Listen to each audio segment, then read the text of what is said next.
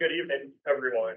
I will call to order the Board of Supervisors public hearing on the fiscal year 2026 proposed budget, inclusive of both the county budget and the school budget. Public hearings tonight will also include any comments you might have regarding the advertised tax rates, which I note, unlike the budget, which is a July 1 to June 30 fiscal year budget, the tax rates will be for calendar year 2025. We'll have a third hearing tonight on proposed county employee bonuses. I want to note for the record that I am not Debbie Donahue. My name is Kier Whitson. I'm the vice chair of the board. Debbie is on well-deserved leave, and she has kindly dialed in and will participate in tonight's meeting to the extent she's able with her Wi-Fi connection. I'll call on her if any votes are called upon. With that, if we could just stand for the Pledge of Allegiance and a very brief moment of silence. I pledge allegiance to the flag of the United States of America and to the republic which stands one nation under God, indivisible, with liberty and justice for all. In a moment of silence, please.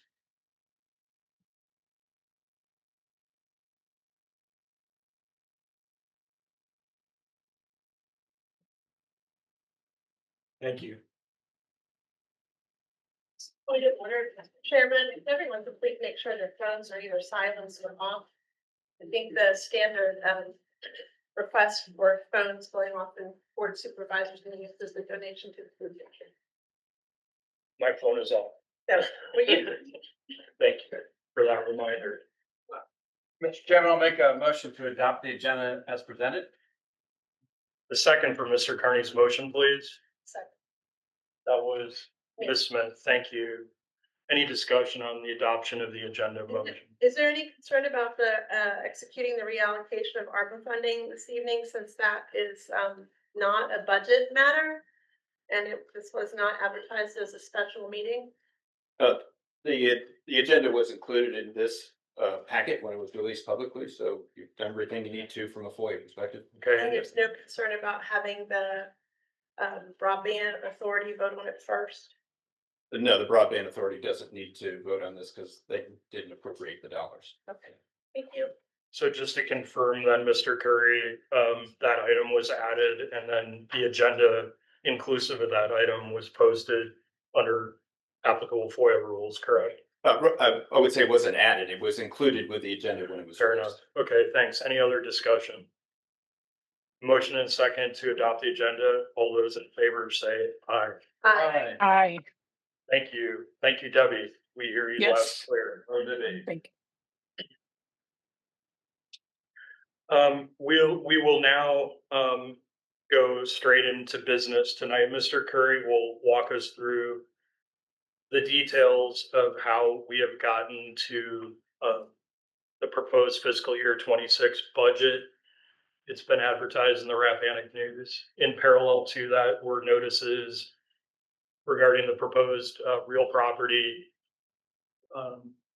personal property, meals and lodging, and cigarette tax rates. One administrative note, tonight's hearing will pertain on the tax rate front to the real property and fire levy tax rates. And at a later date, should we pursue a tax increase or some change to the tax rates on meals and lodging and cigarettes, those hearings will be at a later date. So the board will have to make a decision on those, on the direction we want to go on those rates very soon. A couple of things that I just wanted to mention before we jump into Mr. Curry's presentation. First of all, tonight we're largely going to listen to you, and it is highly unlikely that we'll be making any decision tonight on the final budget inclusive of the schools. that will come at a later date. Mr. Curry will walk you through the dates on which we might choose to vote on the final budget and tax rates. So that's the first thing. So we'll be listening to you. I expect my colleagues and I may have some comments after we hear from all of you. The first and second hearing, which pertain to the proposed budget and the proposed real property tax rates, obviously are inextricably linked. And so it can be somewhat awkward if you're not sure when to speak. What I would do is encourage you to use the first public hearing to address your overall budget concerns. And you're welcome during those comments to comment on what you think we ought to do with the tax rates.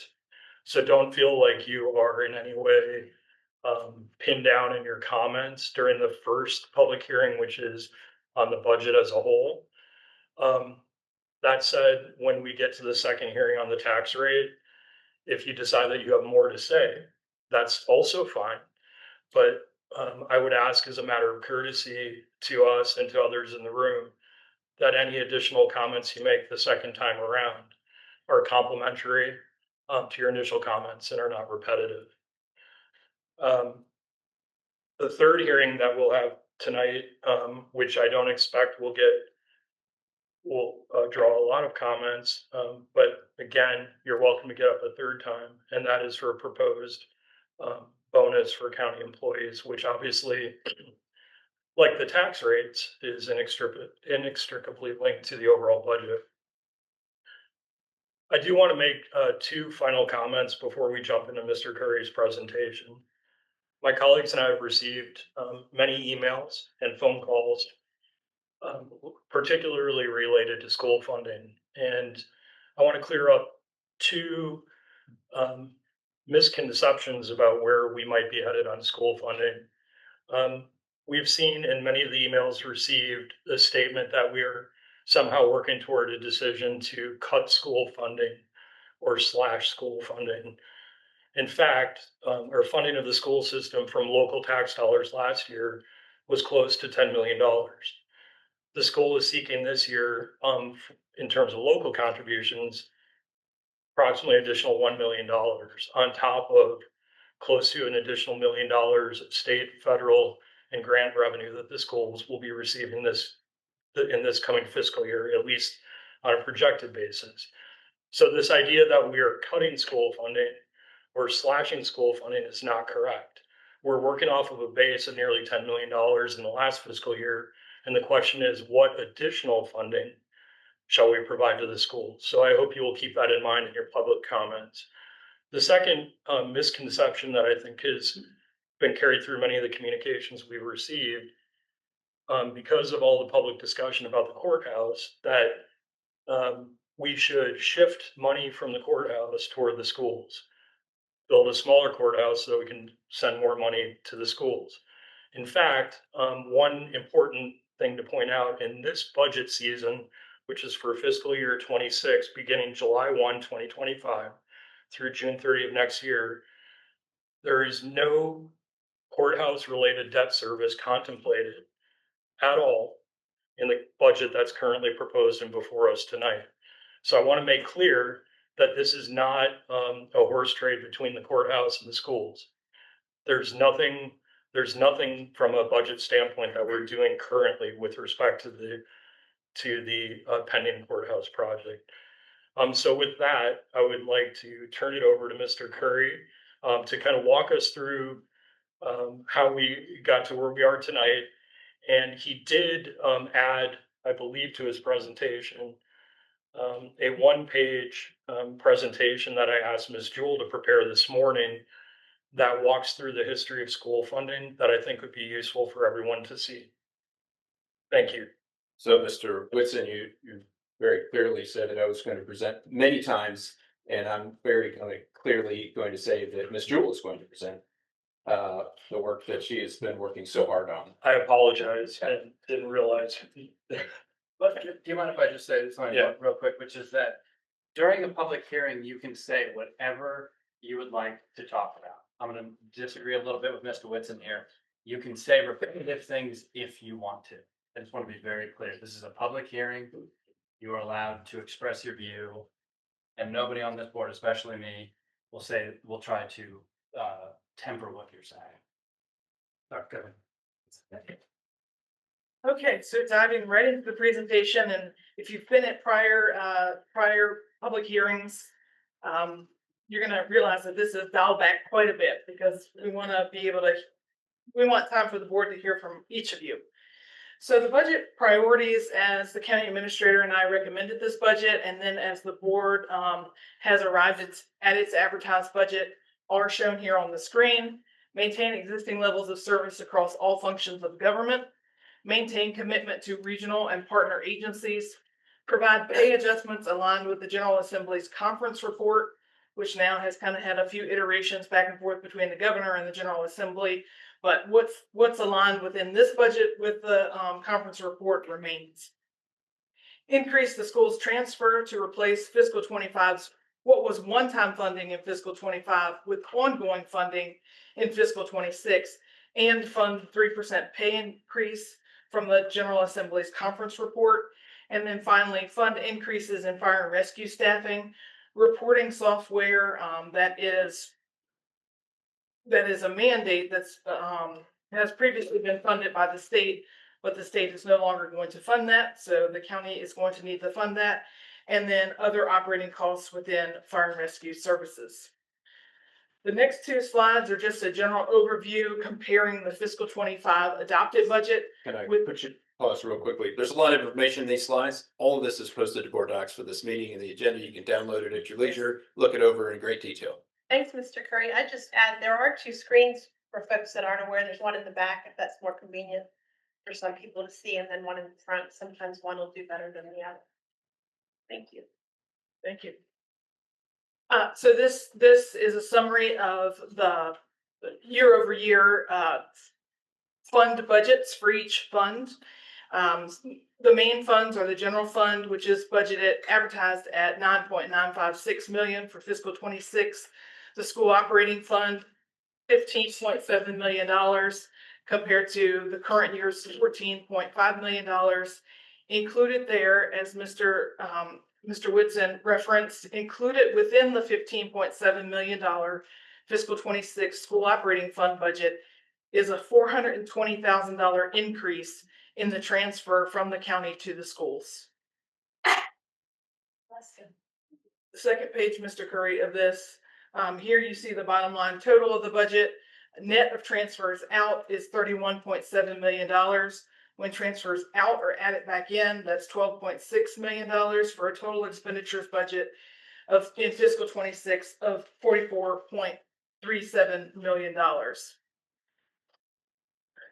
So within the last couple of weeks, I have been asked by several people, what's the general overall budget process in terms of actual staff work? What do we do? Do we just add on top of what already existed in fiscal 25?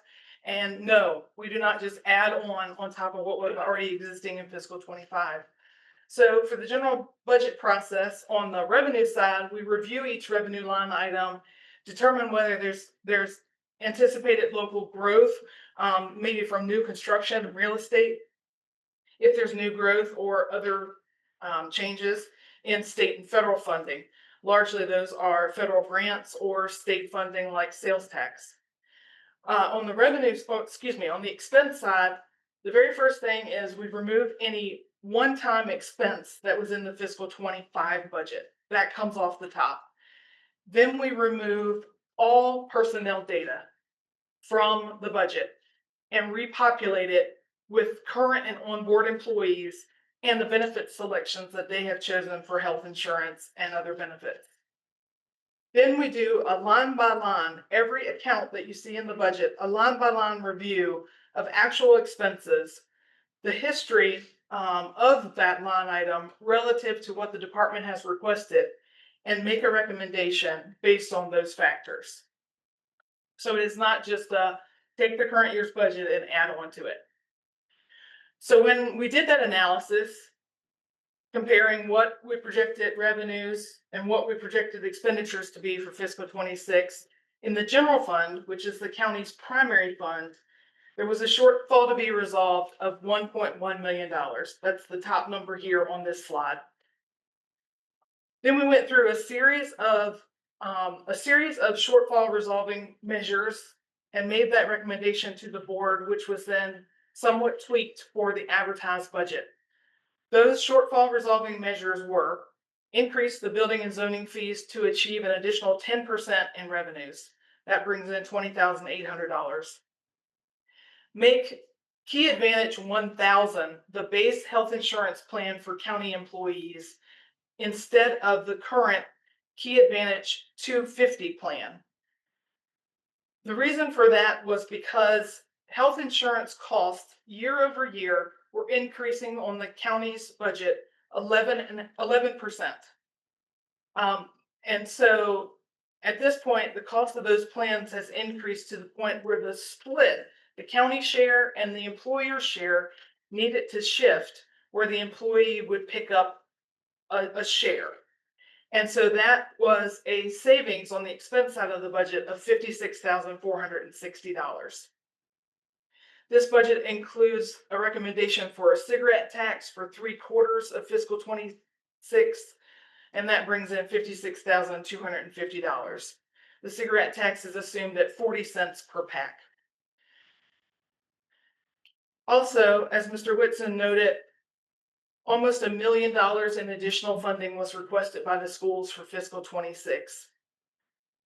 Because of that $1.1 million shortfall to be resolved, $420,000 of that $1 million was funded in the recommended budget and in the advertised budget, and $560,000 of the $1 million request was not included. The board advertised increasing the meals and lodging rates from 4% to 6%. That was the advertised rate. The advertised budget assumes an increase in the meals and lodging rate from 4 to 5%. The $111,582 shown here is only the general use revenue. There is another about $28,000 in revenue from that change in 4 to 5% on the lodging tax that has to be reserved and used strictly for tourism purposes. That's why that is not shown here in the general use section. And then there was a recommendation by staff to increase the general real estate levy by 2 cents from the current 55 cents to 57 cents. And that is $388,000 in additional revenue. You'll see here that the recommended shortfall resolving measures that I've just gone through total almost $1.2 million. The shortfall was a little over $1.1 million. And so what that means is in the advertised budget, there's about $71,000 that's available for the board to allocate should they adopt the budget as it has been advertised. This next slide is the graph that Mr. Whitson requested today. It shows fiscal year 28 through fiscal 26. Fiscal 2018. Thank you. Fiscal 2018 to fiscal 26 budgets for the schools. The blue portion of the bar is the local transfer each year. And I will note that the blue portion of the fiscal 26 number is the request, not what is included in the budget, but what was requested by the schools. And the orange portion of each bar is other revenue, other being grant revenue, state revenue, federal revenue, any other source beyond the local transfer. At the top, the green line is each year's total real estate tax rate. You can see there how that has changed over time from 70 cents in fiscal 70 cents in fiscal 2018 to the advertised 64 cents in fiscal 26. And Ms. Jewell, I had one constituent ask the right question, and some of you who were attending our budget hearing that year, you can see a big drop in the tax rate between fiscal year 22 and 23. And if you recall, that was due to our periodic reassessment process. And by state code, we're required to equalize the tax rate based on whatever the new aggregate assessed value of real property in the county is. And at that time, I believe the recommended, or should say the calculated equalized rate was even a little higher than 60 cents per $100 of assessed value. With cash on hand and all other factors being considered, I think we lowered the tax rate, if I recall, even 1 penny below what state law required us to do at that time. So when you look at that, it looks like we just made an arbitrary decision to suddenly lower taxes. We didn't. It's because all of your homes were valued at a higher level at that time. Thank you, sorry. Which in Rappahannock County, that process happens once every 6 years. And the last piece of data on this slide is the round circle on each blue section of the bar. And that is each year's ADM, or average daily membership. That is the membership or enrollment number that the state factors its revenue on. And you can see that has declined from a high of 817 in fiscal 18 to projected 736 in fiscal 26. We could do assessments more frequently than Mr. Curran, correct? We just choose not to. That's correct. There's a significant cost through Yeah. the assessment process. So I think it's like, what, 30,000 or something? it was a little over 200,000. Oh, wow. Also recommended for fiscal 26 and included in the advertised tax rates is a 1 penny increase in the fire levy real estate tax. And that is driven by the notable changes on these next two slides.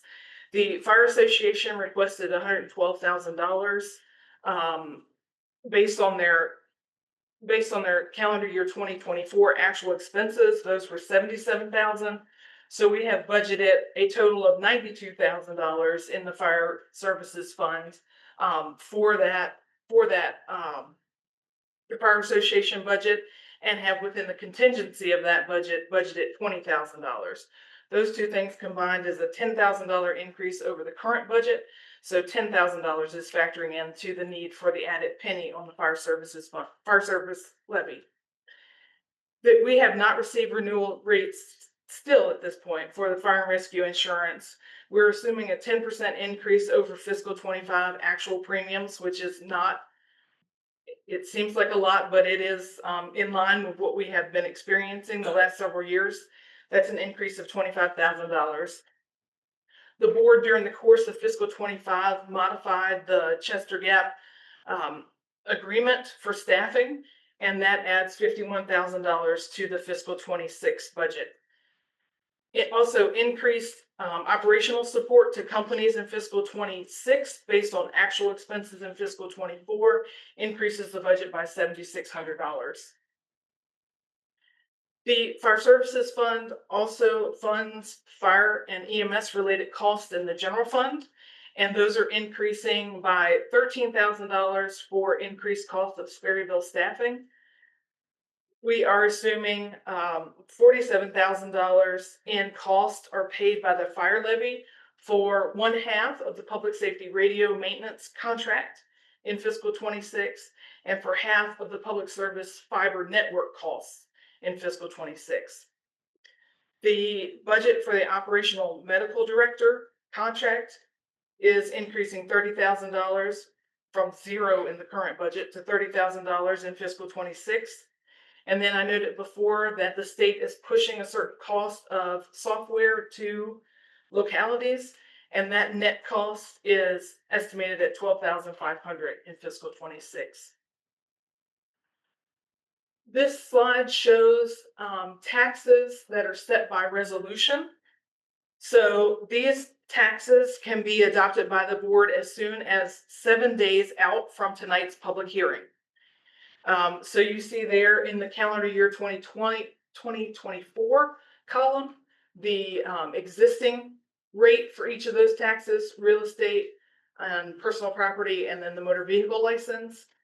Where there's a change in the advertised rate from the current rate, that is shown in red in the middle column.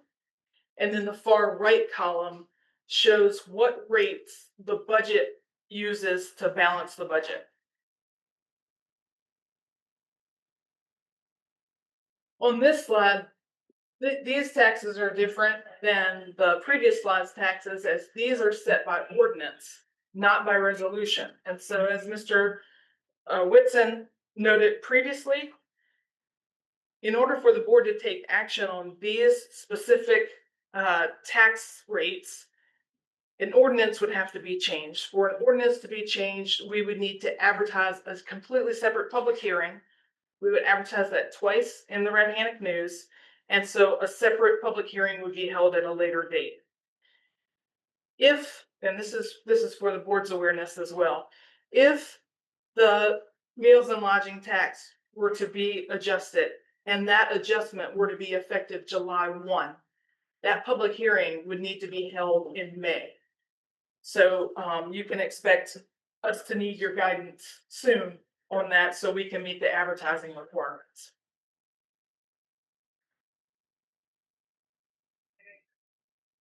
This slide shows the real estate tax rates in 2024 and those proposed for 2025 for Rappahannock as well as other area localities.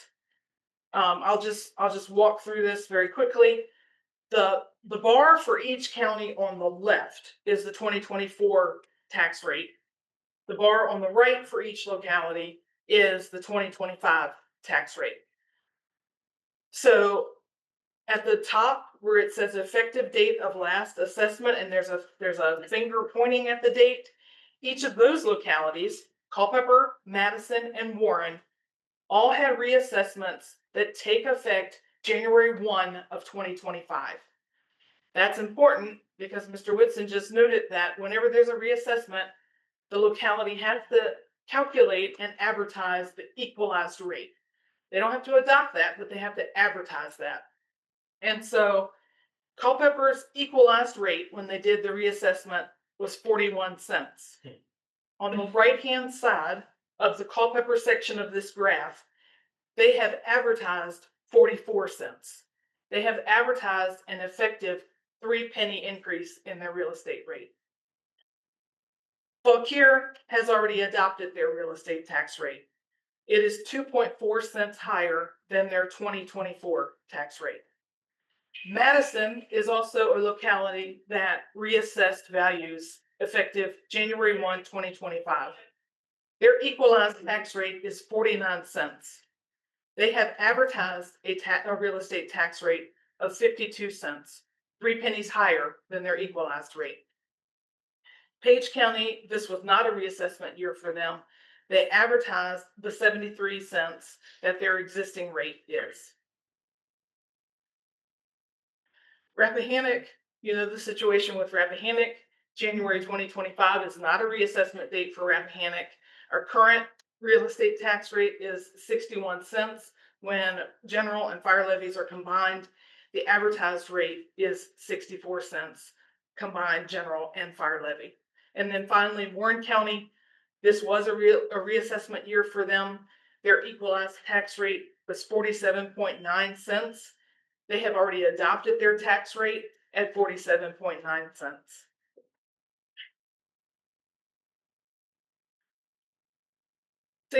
Same situation, same setup here on the personal property side. However, you will note that for every locality, the 2024 bar and their 2025 bar are the same. Nobody advertised the change in their personal property rate for 2025. The next slide is cigarette taxes. This is obviously the northern section of the Virginia map. All the localities that are in green have adopted a cigarette tax. Those that have a blue dot on them, they have adopted a 40 cents per pack rate. The red dot, which only applies to Augusta, is a 30 cents per pack rate. And the yellow dot that only applies to Page County is a 20 cents per pack rate. Those that are not highlighted green, they do not at this time have a cigarette tax, but as you know, we have advertised a 40 cents per pack cigarette tax. Meals tax rates, these are all the area and broader than the immediate area meals tax rates. Rappahannock is the locality highlighted yellow there at the existing 4%. You can see there are two other localities that are at the 5% that has been assumed for the advertised budget. Those are Stafford County and the town of Luray. The other localities on the right there, all except for the town of Orange, which has an 8% rate, have 6% rates, and those are Albemarle, Culpeper County, Fauquier, Rockingham, Spotsylvania, the town of Culpeper, and the town of Shenandoah, and the town of Warrenton. Bonnie, I just wanted to add one point of clarification, because people often ask me, the town of Washington has its own meals and lodging tax ordinance, which sets a rate of 2.5%, and the revenue generated through that ordinance is used to fund town operations. So when we talk about meals and lodging tax revenue in the county, just keep in mind that it's everything but the town of Washington.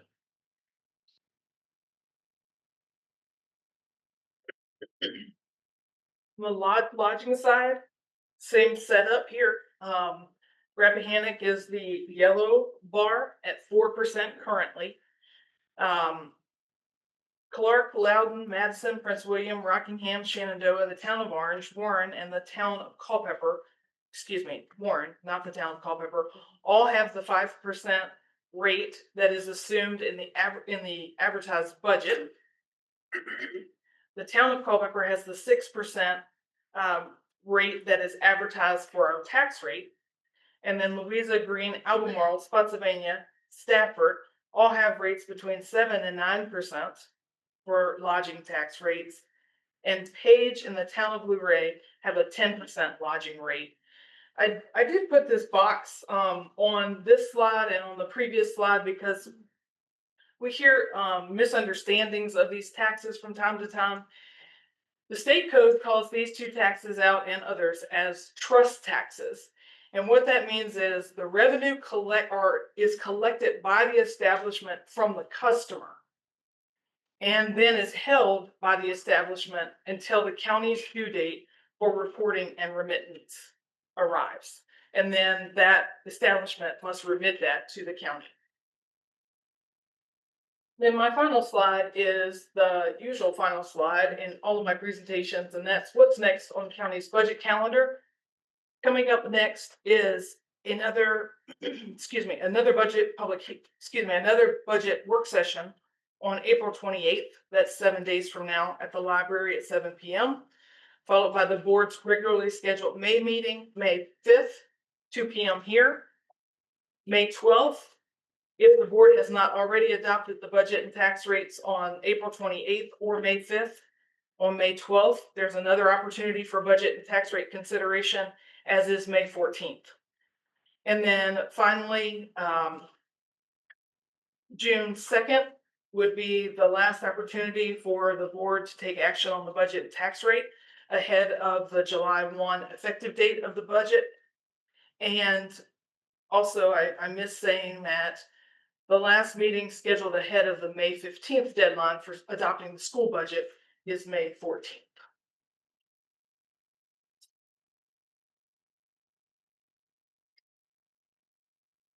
Thank you, Bonnie. Thank you. Ms. Jewell, thanks a lot for that. Any of my colleagues have any questions or comments following that wrap-up presentation on how we got here tonight? I think that was really great and very comprehensive. I wondered, I know Ms. Jewell also worked very hard to find a way for the board to finance the buses for the schools, to possibly free up monies that they already have in their own budget. And I was wondering if you could describe what we did at our last Board of Supervisors meeting for folks too, please. Yes. So when the budget was originally proposed for fiscal 26, we included $163,000, I believe it was, for revenue from a prior year's tax sale that was in excess of the amount that was due on taxes. And 2 years, the law requires that we wait 2 years before we make use of that to allow any heirs to the property to come forward. And we realized that we're gonna actually get that revenue in the current fiscal year, not in fiscal 26. So Dr. Grimsley had mentioned multiple times that the schools are due to replace 4 buses, at least 3 of which are behind schedule. And so the board allocated that $163,000 in excess revenue from the tax sale, along with an additional about $165,000 from the fund balance to fund now 2 of the 4 buses. And the schools currently have a 3rd bus planned in their budget.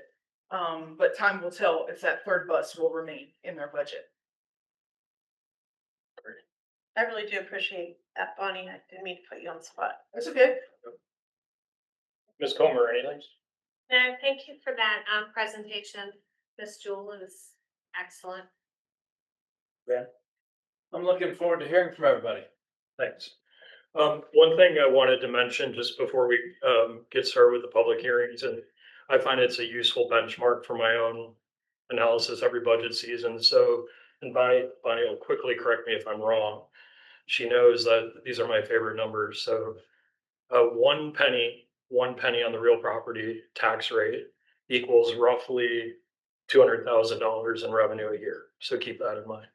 So if we were to only look at real estate and we were short $1 million, that'd be a 5 penny increase on the taxes, 61 cents, almost a 10% tax increase.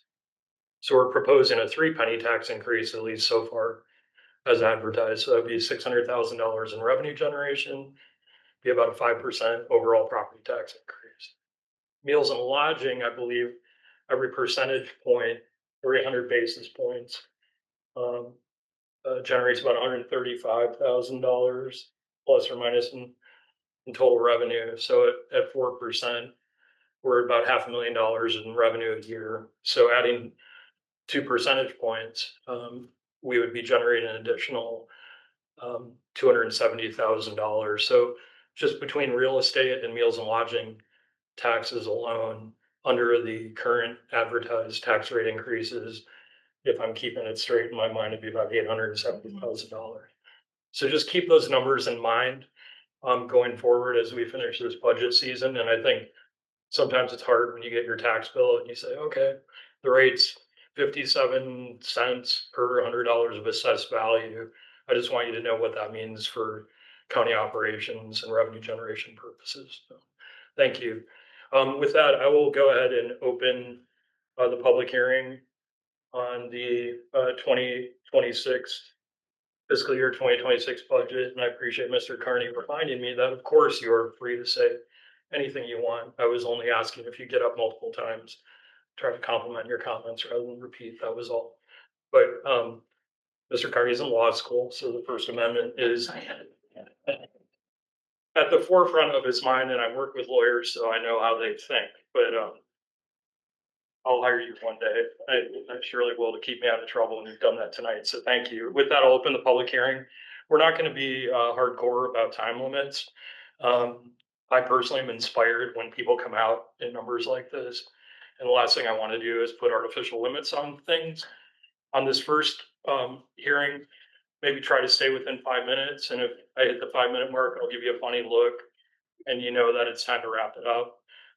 And like I said, you'll have 2 other opportunities to say more if you wish. So just keep in mind, a lot of people have important things to say tonight. So with that, I'll open the public hearing. Anita Ramos, Hampton District. Put the word right out of my mouth. I come not to bury the budget, but to praise it.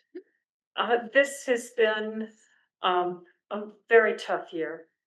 We're going to still have a tough year to go through, but this board, the staff have done a marvelous job going through everything in detail. I'm the person that shows up and sits in on the workshops. So I want to say that, you know, I've watched you all gnash through all of this and appreciate it very much. Ms. Jewel, you deserve 5 stars at least. Just your presentations alone are just incredible. So I just wanted to thank you all for the hard work and hope that we can make it through the next year. Okay, thank you. Thanks, Anita. Next. Please. And if you could just use the microphone and I certainly can, but I promise I'll be loud enough without it. that's great. Hello, my name is Andrea Candia. I'm a theater teacher actually, so Shakespeare quote, love that. And do you live in the county? I am over in the Amosville side, Rappahannock side Okay, of great, Amosville. thanks. I didn't get your last name. Candia Carroll, CANDEA-CARROLL. You project well as a theater major should. I have a skill, being loud is it. First, thank you guys for your presentation. I appreciate how clear it was, and I also love how well informed you are. You guys were popping up with little tidbits and information that as people were, oh, well, that's this much money to redo the budget, and everything was so clear, and I just very much appreciate that. I'm learning a lot. I'm not new, but I'm new to this, so I appreciate that. Thank you. I'm here to speak for the school funding. I brag about Rappahannock schools. The teachers are fantastic. I cannot even say how much I love my daughter's teacher. Obsessed. I love the course offerings. They're mind-blowing, both the number and the quality, the climate, the safety, top notch. And seriously, the pre-K program, chef's kiss, love it. But not fully funding our school system is unacceptable. The future of our schools, the future of our county, they're finger painting right now. They're learning to read right now. They're doing algebraic equations right now. The future of our county is learning to drive safely behind the wheel right now. Their teachers are creating innovative and inventive, meaningful learning experiences right now for these amazing Rappahannock children. And the cost of nearly everything has gone up. Funding our classrooms is more expensive than ever. And those expenses need to be funded by our taxes, not coming out of our teachers' pockets. Fully funding our schools must be a top priority. Consider that when our schools ask for funds, it's not greed. It's ensuring the future by investing in our children. The Rappahannock schools are brag-worthy, and I say that as an educator. They are brag-worthy. Please allocate funds to fully fund them. Don't shortchange our children or our future. Thank you. Leah Childress, Hampton District. Intro. I'm very active constituents. Hi, everyone. I just want to echo the praise and appreciation that you all put into doing this job. I know it's incredibly complicated. There's so much information to sift through. So thank you for taking that on and for sharing the information tonight. So one thing that I guess I made some notes, but they're not very, so I'm just going to jump around a little. So I apologize. But one thing that I feel like is missing a little, and I will say I'm a parent of a first grader at the elementary school, and I will echo the praise of my son's education so far, but I'm really coming here more almost from my professional background, which is that I do research and evaluation in the education and human service sector. I've been working in education in that realm, thinking about how to improve programs, how to support organizations, how to support educational institutions. So I'm an advocate for public education. I'll just put that out there. But I also, I came to the joint working session. I know a few of you weren't there, and I sort of asked if our Board of Supervisors might be willing to consider kind of their role as leaders in educating our constituents. And you've all done such an amazing job tonight on helping us understand some of the decisions around the budget. But one thing that I am struggling with as a resident in this county is feeling like there is some continued, I don't know, disparagement of the schools among some of our county elected officials and some of our members of the community that represent the county. So I feel disappointed by that. And I feel sometimes like these annual debates around budget and the suggestion that the schools are somehow asking for unreasonable funds. When we look at, so I looked at the US historical inflation calculator. If you type in the 2018 budget and you say, what would it cost in 2026 or 2025? It's what it costs. So they're not going out and asking for some bloated budget. It's because costs have increased. So there's the inflation, there's other pieces of, I've heard some comments, actually, I might be able to repeat this verbatim, but that the citizens of Rappahannock County have done more than their share to, cover the budget, and it's time for the state to step up. I think frankly, my perspective is we haven't. We haven't done more than our share, and we've heard that from people in Richmond, that there is room. And so I'm gonna mention something that I just noticed was kind of a conspicuous absence in this conversation of budget, which is that I guess I don't think that our ability to keep Rappahannock rural and beautiful and fully fund the schools are mutually exclusive. So one thing that continues to not come up in any of these conversations is how we handle the land use tax credit. So I don't know how many people in this room know what our property is assessed at, but if you look at the sort of fair market value, according to, if you, whatever, divide the acreage by the cost of the fully assessed property, it's $7,500 per acre. In Rappahannock County, we assess the land use for agriculture at $400 per acre. So that's some of the education that I wonder if we could receive as constituents. So then that means this tax rate that we're talking about, we lose a large amount of potential revenue. I'm not saying get rid of land use. Oh goodness, no way. But if you look around at some surrounding counties, Madison, $900 per acre for agricultural, 500 for forest. We do 325 for forest, 400 for ag. So that was set by the county, just so everyone knows that number is set by the county. That is not like set by a state. Every county can make that decision itself. So I think there could be, and I just, basically this is an invitation to consider whether there's some sort of working group that was set in 2021, it's 2025, we've had extreme inflation, we see that we're not able to, we continue to be unable to meet the school budget. So I'm just inviting people to really consider whether there could be some more conversation about what that tax, land use tax assessment or land use assessment tax rate, whatever, that, and I think I've probably taken more than 5 minutes, but there's so many other things to say, I'm sorry. One other thing is cost sharing agreement with the inn. We know the inn generates a lot of money. Is there a way to set up some sort of cost sharing agreement, because the inn benefits from being in Rappahannock County, right? It benefits from having it be open and rural and pastoral and beautiful. And there should maybe could we be creative about some sort of cost sharing so that it's not just going straight to the town.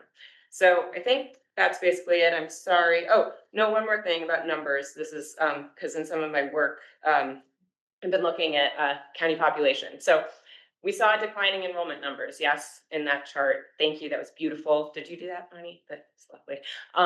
So one thing that I have learned, and many people in this room might already know this, but so in 2020 or 1920, excuse me, about 100 years ago, the population of Rappahannock County was about the same as it is now. There was a dip in the 70s and it's kind of come back up. But when we look at the population 18 and under, we see a significant decline. That's different from surrounding counties. We do not see a decline in the population of the percentage of the population that's 18 and under. So we are kind of setting ourselves up, as I know has been a conversation over many years, about how do we support the future generation? How do we make this a welcoming place for young families? Because I will say, as a parent, I feel like it's kind of a hostile environment for a young working parent. It does not feel at times, particularly when we have this debate every year about whether it's worth funding the schools, it doesn't feel welcoming. So I hope that we can shift that. Thank you. Thanks, Leah, and I'm honored to have you as a constituent. Thanks. Very thoughtful comments.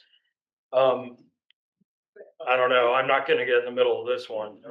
This is Mike Sands from Wakefield District, running rescue calls and speaking Right, publicly. and I apologize for the earlier call. But Thank in you for fact, your my service. comments have to do somewhat with that, is that we often look at these in various silos. So we have emergency services issues over here in one silo. We have tonight, the focus is on the school budget. There are other silos, but I would postulate and urge you to think of these as very interrelated. The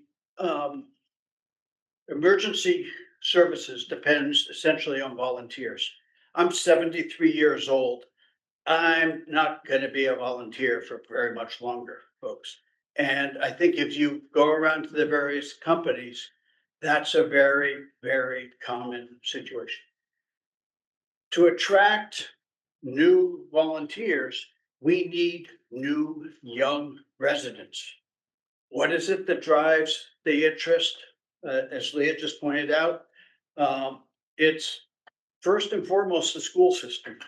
Okay, and Shannon and the staff at the school have done an exceptional job to date in making Rappahannock Public Schools a fabulous place. Many of the parents here have pointed that out. But we run the risk if we don't fund them. And frankly, I think Shannon has done a remarkable job in coming to you with a budget. I think the cut from their request of $560,000, I both understand on the one hand, but I would urge you to consider thinking hard about that and maybe cutting that back a little bit.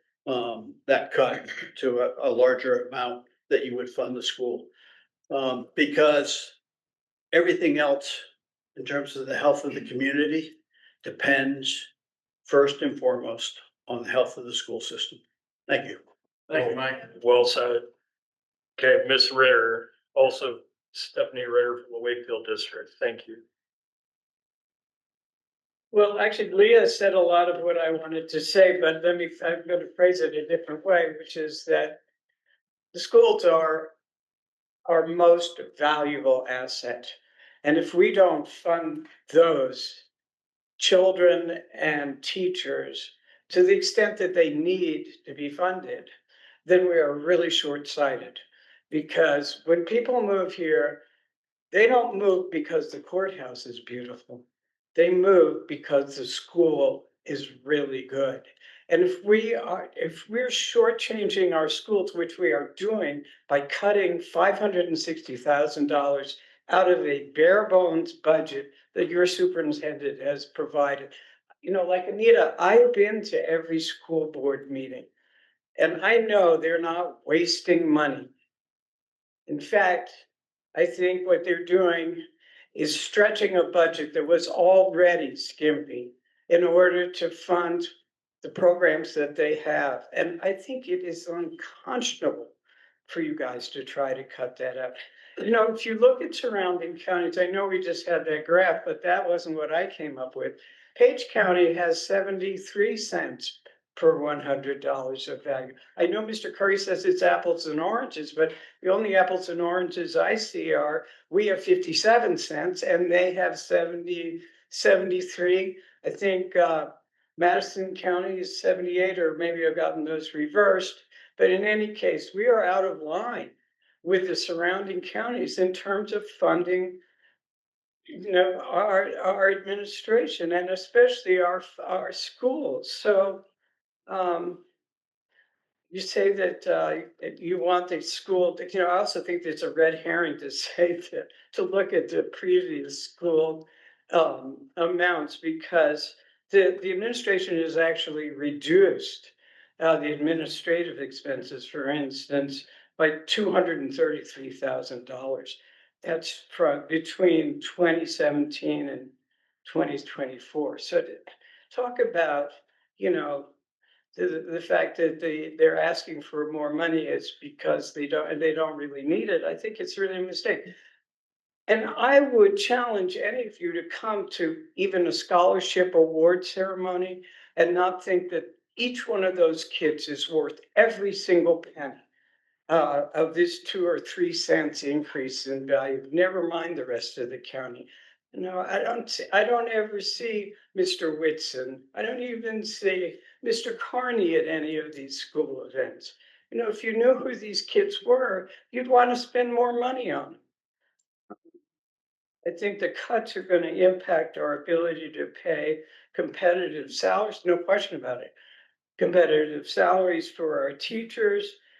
We have a lot of unfunded state mandates. The state doesn't want to pay us anymore because we do so poorly on our taxation. Okay, so Right, we dropped the rate to 57 cents when it was 70 cents prior to the appraisals, right? 61 cents. No, it's 57 and 4. 61 cents, including the fire and rescue. Okay, the reason we did that was because the real estate was appraised at a higher value. But the real estate being appraised at a higher value means that each person has a greater value asset. So why do you reduce the rate? It just doesn't make any sense to me.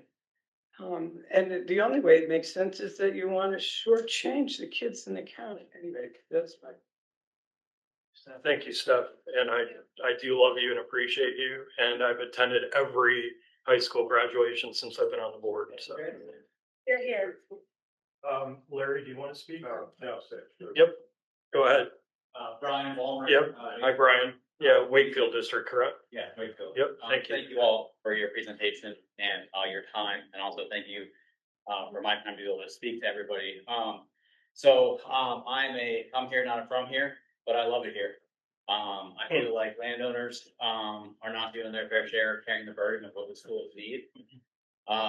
We brought 2 students with us. We've been here since 1st and 3rd grade, now 10th and 8th grade.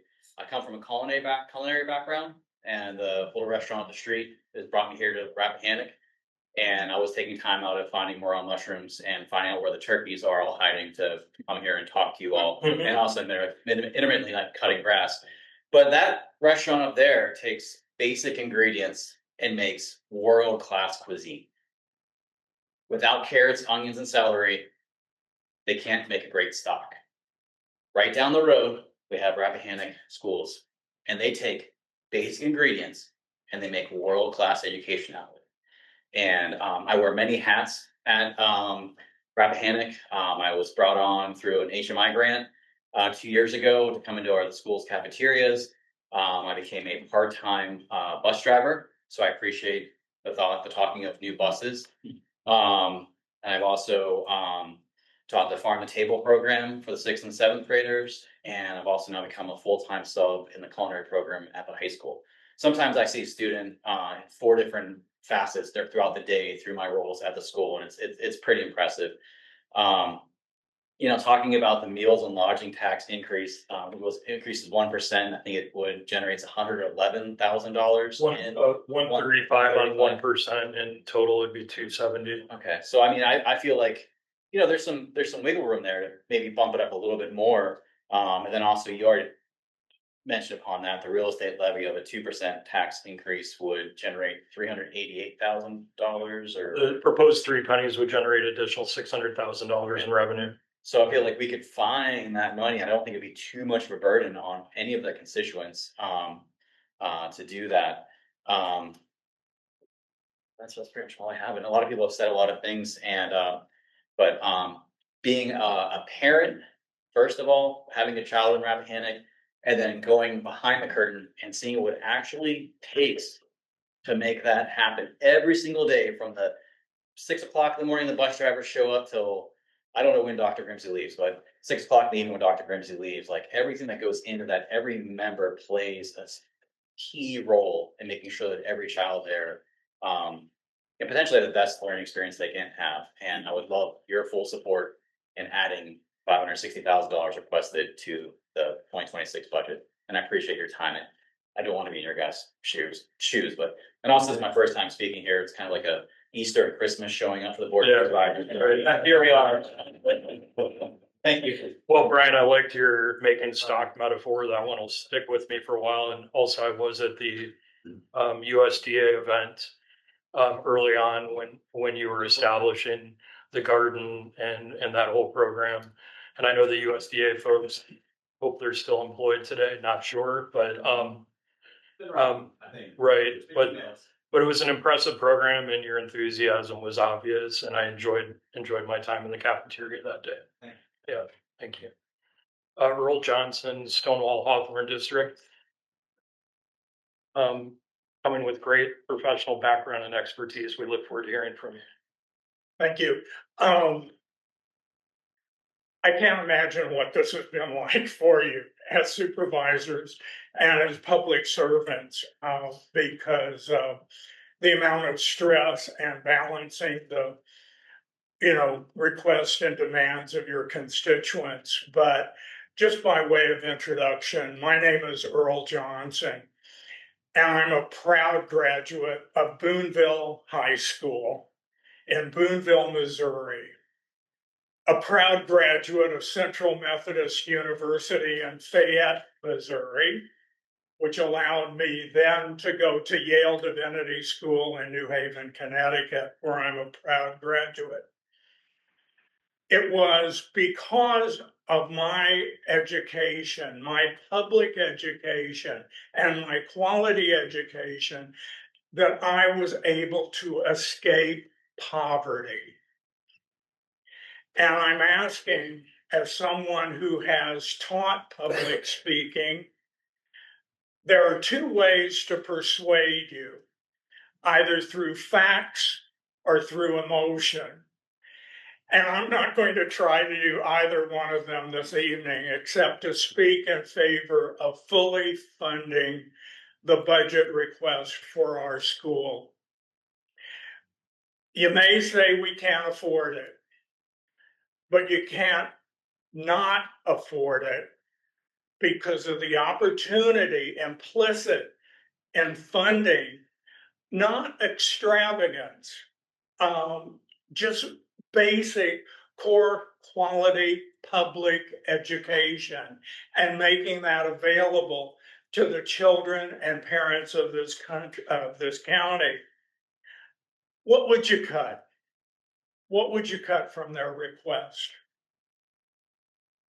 Just to give that some thought, because I'm sure that the school board and the superintendent has done their best to make a legitimate, measured request to you, not ostentatious, but I'm not a come here, I'm a been here. Two of my great-grandparents were Culpeper Minutemen. My family donated the site for the Methodist Church in Amosville. We go way, way back. And as I say, the strongest argument, I believe, for any of us is giving our children and their families the opportunity for a quality education and fully funding the budget request.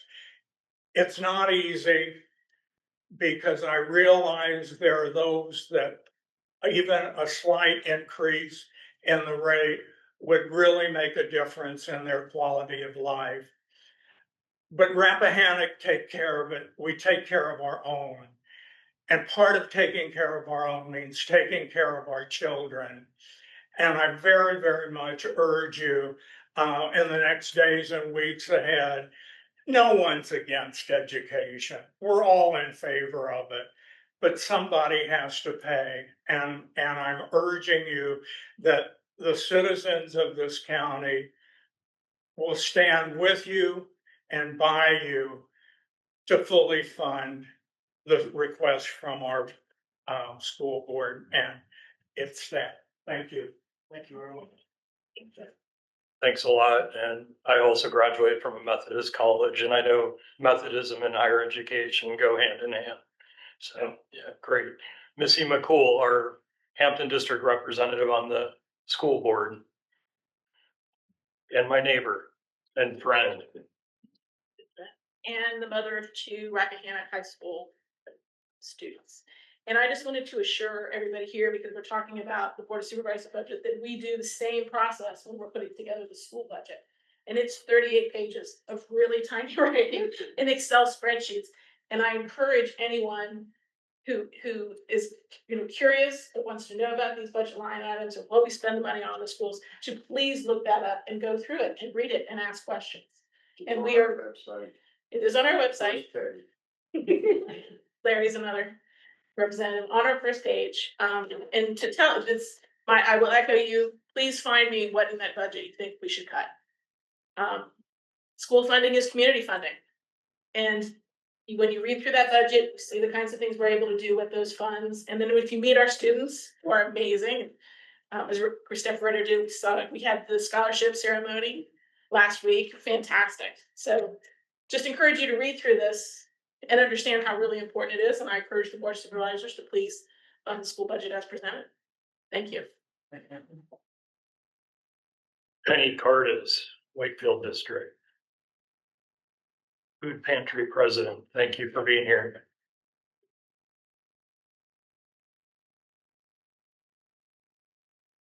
Thank you for the introduction. I've been here and a product of our Rappahannock County Schools many decades ago.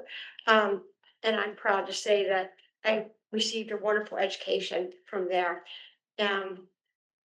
Not sure what the budget was back in 1970s. Sure is a little bit lower than it is today, but a couple things wanted to speak about those. I'll echo what Brian said. The programs that they have at the school are, we really have to keep our eye on that. As far as the pantry under the USDA cuts or potential, I'll try to stay non-political here, but we really have to keep our eye on one that has already been cut is our local farmers grant. And that is something that offers our local, meaning here, farmer produce that goes back into the schools. Why they feel that that was a non-essential program, I have no idea. But those are just some of the things that are coming down the pike, and we don't know what all of those cuts could be. So some of the grants that we have now are potential to be cut. And let me go back for a second, because one of the first things I wanted to say is probably the jewel besides your public service. Thank you. The jewel that you have sitting at your table, Bonnie Jewel, you're amazing. I wish we could clone you multiple times throughout the county. I'm sorry I didn't start with that. Also echo what Brian said, something that I had to speak about the other day is we have no businesses in our county. Lodging is and restaurants are the only business we have in this county right now. I wish we could say we make money from our farming, but that's not quite as true as you were a couple decades ago. So I would have to go along with Brian. Our tourism is the only thing that we're making money on. And if we have to increase that by just a little bit more in order to balance our budget or to have a little flex in our budget, I would say lodging is the place to go. I said at the Board of Supervisor meeting the other day, and we continue to add B&Bs. I'm sure that's wonderful for the people who come out and enjoy our county, but maybe that's the way that we help to fund some of the schools and the things we need. I have two educators in our family, one that's teaching at Wakefield Country Day, but a daughter who just finished at James Madison University and is certified in special education. And because of the pay that they pay here at Rappahannock, chose not to come back home to teach. And I really, really wish she did. I was in her classroom in Harrisonburg a couple weeks ago and watched the gift that she gives to these children who are non-verbal, and wish that she was in a county that she spent half of her lifetime growing up in and wants to come home, but really couldn't make it work. Although she could live with mom, but it just did not work for what she wanted to do and to be able to continue her education and come back home and work as a special education teacher. Another thing that you had on their slide, which is something important that we talk about, and I know I'm not going to get this acronym correct, but students' days of school. I think we have to remember, and part of I have been a nurse, but I also worked as a school nurse for a while, and I worked the year of COVID. We have to remember that school days, student days of school, that trend has been low ever since post-COVID. And so although that number looks low for us, I think if you looked at that number throughout any county, that number has remained low. So although that looks kind of odd to us, and I know our number of students who go to school in Rappahannock has decreased because they've looked at other choices like homeschool and other private schools. We lost that to some of the private schools in the area. That trend of number of student school days has been low in other schools throughout our county areas. So I don't think that we should just use that as a number that just reflects Rappahannock. It's just something to think about. And again, I think we should all be very proud of our students that we have in the county. I really appreciate what I got as a student in Rappahannock County, was able to go ahead and a Lions Club grant got me to scholarship, got me to Lord Fairfax and on to nursing school and graduate school, and I appreciate that. But I think we really need to keep in the back of our minds where some of the both state and federal grants may really change in the next year. And I'm really, really worried about that. So please make sure we have a little flex in our budget that might give us a little cushion. Thank you. Thank you.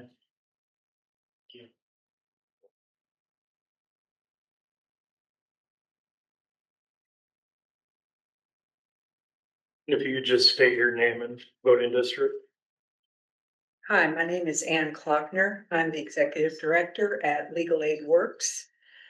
We have been serving Rappahannock County and your residents since 1980.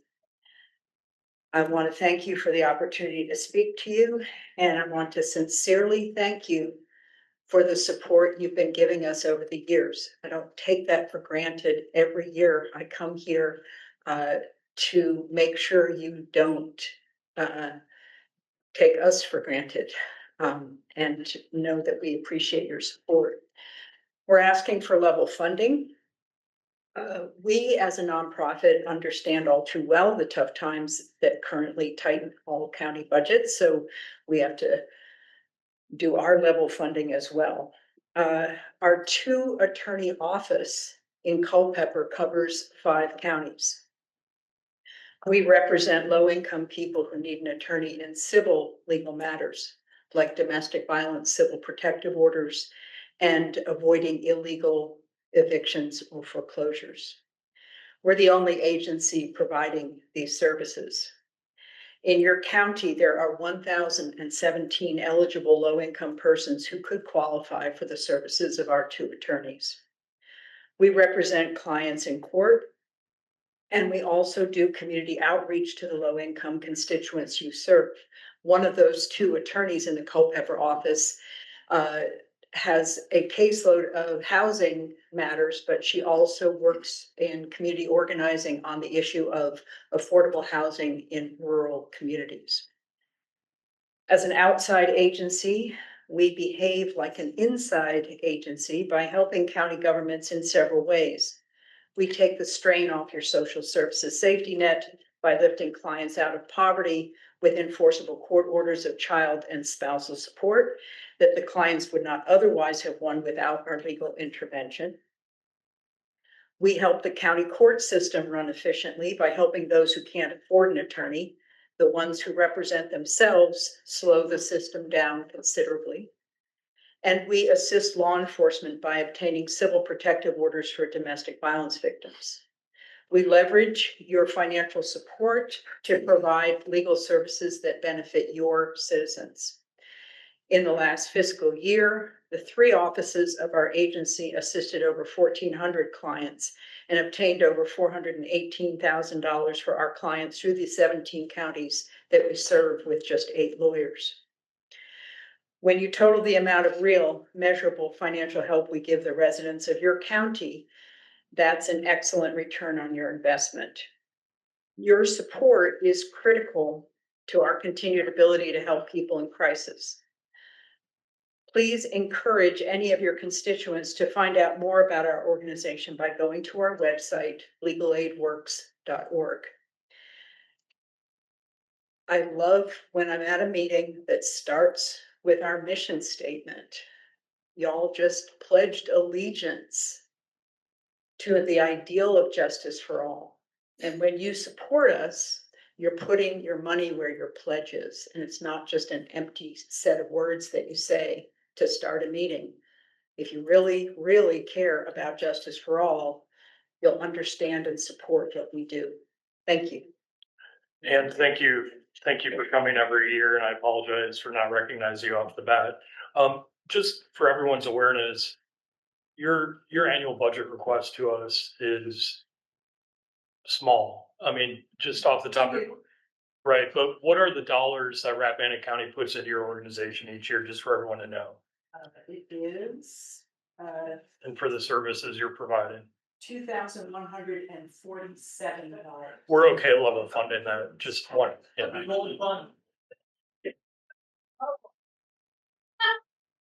All right, yeah, Matthew Black, and you're in the Piedmont District, I think? Yes, I am. Okay. Still am. I support funding for your program as well. In fact, I might argue for doubling it, not quite that. But actually, what I'm here for is to support full funding of the schools, like many others. It's an amazing program. I'm a public school kid, and so I appreciate what they're doing.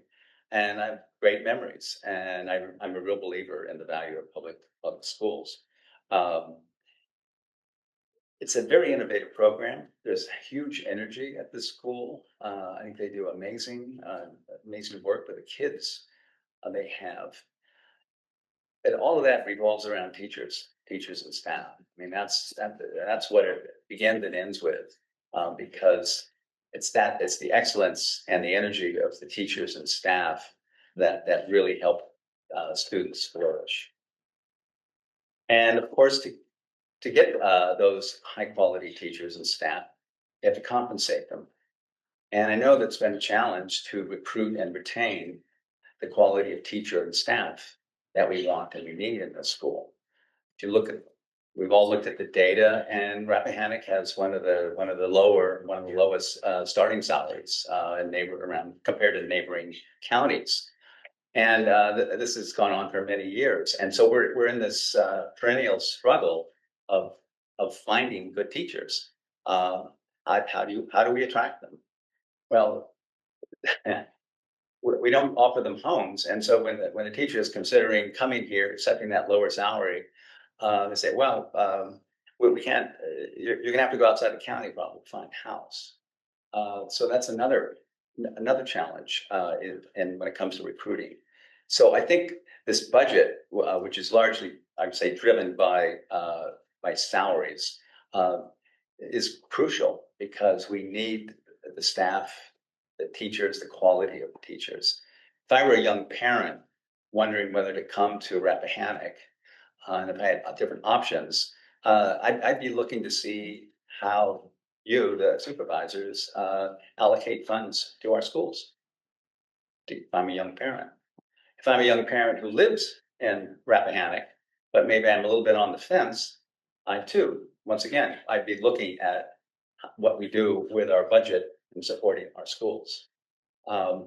So both families and teachers are looking at how we allocate this budget. So I really would encourage you to fund these schools. And I think the earlier comment that the schools are not wasting money. They really are trying to squeeze everything they can out of what they can work with. And so, sort of as an aside, I know we're not talking about the new court, but I would really be pleased in a couple of years from now, maybe just a year from now, and listening to the argument that I'm sorry, we can't build as big a courthouse as you might want because we decided to spend all this money on the schools. And I said, I could live with that. And so I would support higher taxes to support our children. I don't have children in the school system. Yeah. Thanks, Matthew. Lenny Chano from the Stonewall Hawthorne District, and also a volunteer with Company 7 in Sperryville. This is true. I wrote down some notes, but I think you introduced me, and I think that you guys, I first want to thank everybody in this room because I think you guys did an amazing job. The budget, I've been talking about it with people for the past 6 months, and I'm still confused by parts of it. But Bonnie, a lot of the slides you put up there, I'm going, okay, it makes a little bit more sense now. I wish you'd come lead a class, just a short class on the budget. That would be an awesome RAP CE class. And then second, I want to thank the vast majority of people in here because that's what I kind of want to talk about tonight, our community. And our community that will stand up for our kids. I mean, I look out here and I think, why are these people so invested? And many of you know us, we have 5 kids, 2 that have already graduated from Rappahannock County schools and are doing wonderful. They've gotten great educations, not to mention financed by many in here that have given scholarships to help them keep going with their education, and 3 that are still in the schools. And I wanted to just thank each one of you that gives your time and energy to our kids, because you don't have to. And oftentimes I look back and go, man, when I'm in my 70s, am I gonna do this? I hope so, but no promises. I'm trying to do a bunch of it while I'm in my 30s and 40s. So right now I want to put on, first I want to thank the community and just point out the community that we do have here in Rappahannock. And that's why a lot of people come to Rappahannock, is they come here, they feel the sense of community, they realize people really care about us here. They care about us and they care about our kids. And one of the things I want to point out is that many of our educators at the schools are our community too. These are people that if you cut their budgets, we're looking at maybe 5 to 8 people that are going to get cut out of this budget if we can't fully fund it. It's really tough to me to think which 5 or 8 am I going to pick that I won't want my kids interacting with anymore. There's not many out there. So the community aspect I really want to pull out, and then I'm going to put my PTO hat on because I finally have one. In the 16 years I've been in PTO, I finally took a role just this year, a vice president. And one of my biggest things that I do at the PTO is I help fundraise. And so I helped bring in some of the money. And this year we had a great fundraiser. We did for the 6th year in a row, we did this big, huge fun run, which was not a run at all. It was more of a community event. And it brought together both elementary school and the high school in a sense of unity to kind of bring them together. The real reason we kind of did that was because we've never included the high school. And also we wanted to build a courtyard at the high school.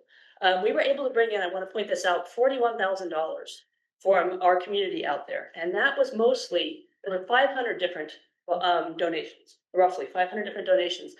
That was mostly families and people that care about these families. So I want to point out just how much support there is out there. And that's not, I mean, there's grandparents and there's a few businesses that kind of put in the money. But with that excitement, that energy, we bring people to the table that say, what is going on in public school? What do we want to do? How can we help you? We've got a lot of people that are now interested in helping us. The big thing we wanted to do was build a courtyard. These are extras. We're looking to build things that we think we want to help. We've financed fundraising, field trips. We've done courtyards. We've done a lot of playground equipment. I'm kind of getting sick of that, but but we're adding on the extra stuff. We can't replace things like the roof that is some $200,000. And when my kids are going to school and they've got buckets, garbage cans sitting in the middle of the hallways, and then my daughter in 5th grade tells me that her disabled teacher is wiping away the water off his forehead because it keeps dripping on him because that's his one spot that his wheelchair fits and he can sit at. It's not okay. We need to fully fund our schools and not put off fixing our buildings for these aren't things that PTO can raise for money for, nor should they have to.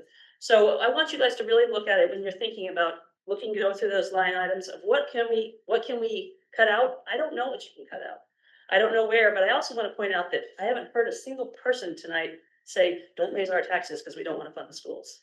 Maybe there's somebody out there who's going to get up after me, but you have over 500 people there in this community. We only have 775 kids at the school. In fact, I think out of that, we know that not everybody can help us when we fundraise. So we try to make it as encompassing as we can.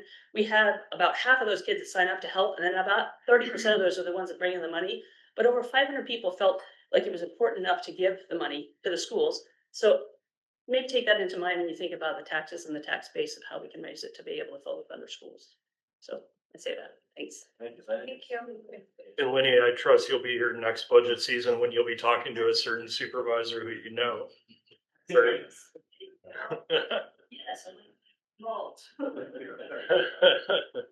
Creighton Long from the Piedmont District.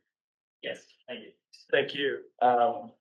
Just want to start by saying that I am a come here. I showed up 8 years ago, and I'm going to put my bias up front. I'm a high school teacher, for those of you that I don't see at graduation every year. So I've been teaching here 8 years, and when I was looking at jobs, there were 4 main categories that I was considering. First off, paycheck, gotta eat. Second one was community, students, and I have a third one right now because I'm going to brain fart, support from the community, but also within the school. 3 of these 4 are directly being discussed today and in future meetings like this, and that is effectively like how much does ours community want to support teachers in school. When I came here recruited under the auspices of this is a competitive school, all the good things that align with the 4 things I already mentioned. I have a concern for the future of not just Rappahannock County High School, schools across the country, because schools around the entire country are going through hiring crises.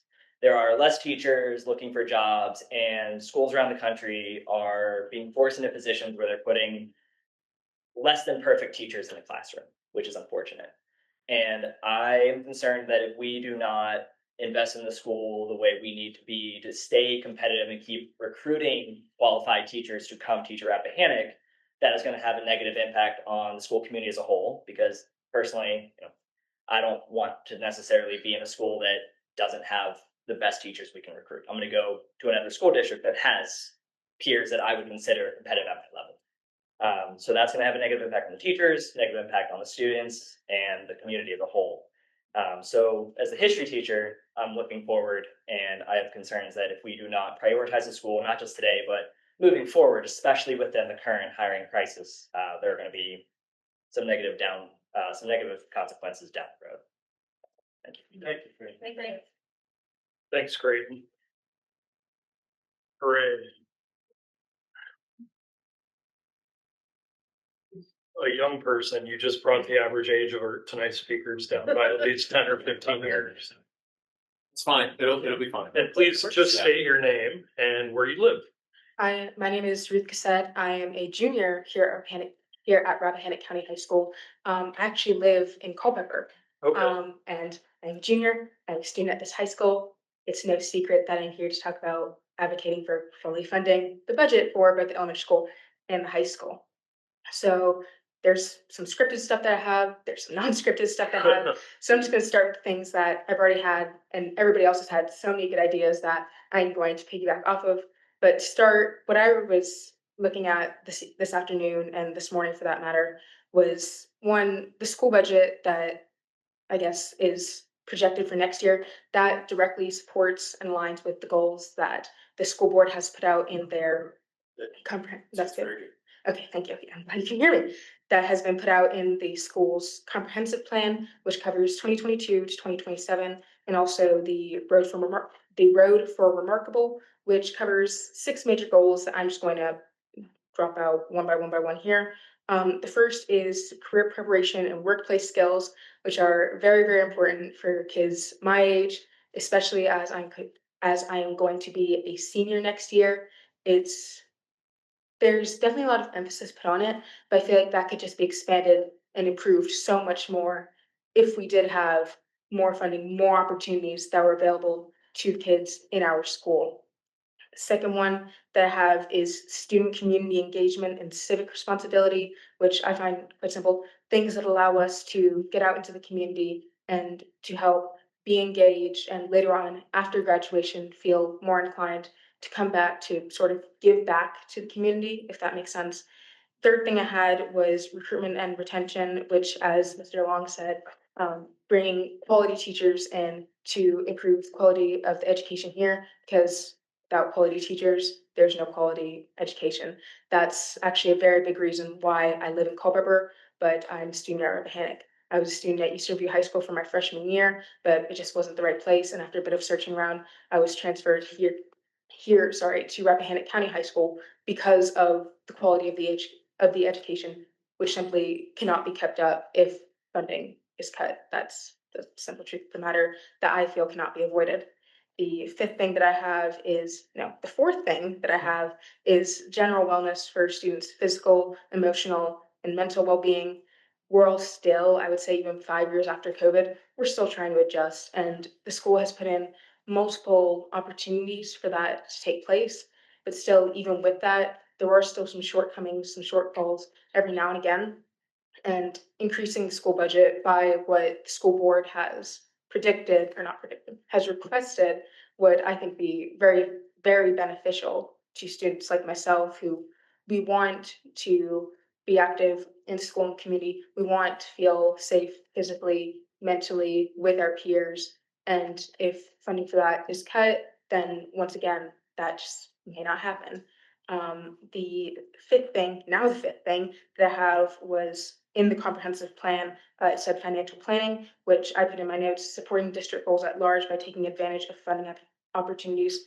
When students like myself, I'm class of 2026, junior, as I've already said, when we graduate, there are multiple things that we know we can do to help improve the community, but that's not going to happen if we don't get the support that we need earlier on about right now or next year, hopefully fiscal year 26. And the sixth and most important thing that I have firstly was what was described as content knowledge. And in my notes, I put focused on academic growth. And so with that in mind, I kind of want to like advocate for the school budget from a student's perspective because I think I'm the only student in here, which is kind of important. But so as I said, the budget from a high school student's perspective, so that not to disparage you or not at all, but sort of to give more light to who directly you will be impacting through your choices or lack thereof with the budget. One, there's the quality of education, which I already said. Let's see, there's many opportunities. As I've said the word opportunities so much that we have here at this school, which may or may not be able to be had next year if funding is cut.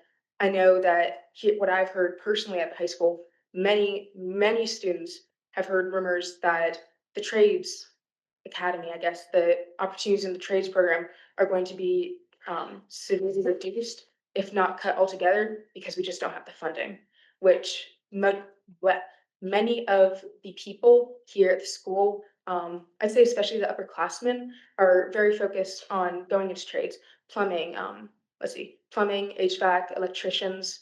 We actually have a plumbing academy sort of thing in collaboration with Laurel Ridge. And so that's a very important thing. Another thing that I did want to mention was our health science and EMS programs, which I find strike a personal nerve with me because many of the people in my family have worked in the medical field in one way or another, and I also find myself drawn to that. But if there is less funding, we will not be able to fully, I'm trying to think of the word for this, we will not be able to fully fulfill what our students, myself included, need and quite frankly, have no choice but to have, because many of us have these paths that are set down for us and which we choose to follow, but those cannot be done, once again, if we do not have the funding. There's some other things that I want to say. Let's see. There's a lot here. This is the unscripted stuff now, but I tried to segue that in pretty well. I did notice many people saying, like, if you were to look at the budget and take things out, what would be cut? What would be taken out? What, I guess, I don't want to sound like a negative Nancy when I say this, but what is disposable enough that can just be gotten rid of without having major repercussions on our students?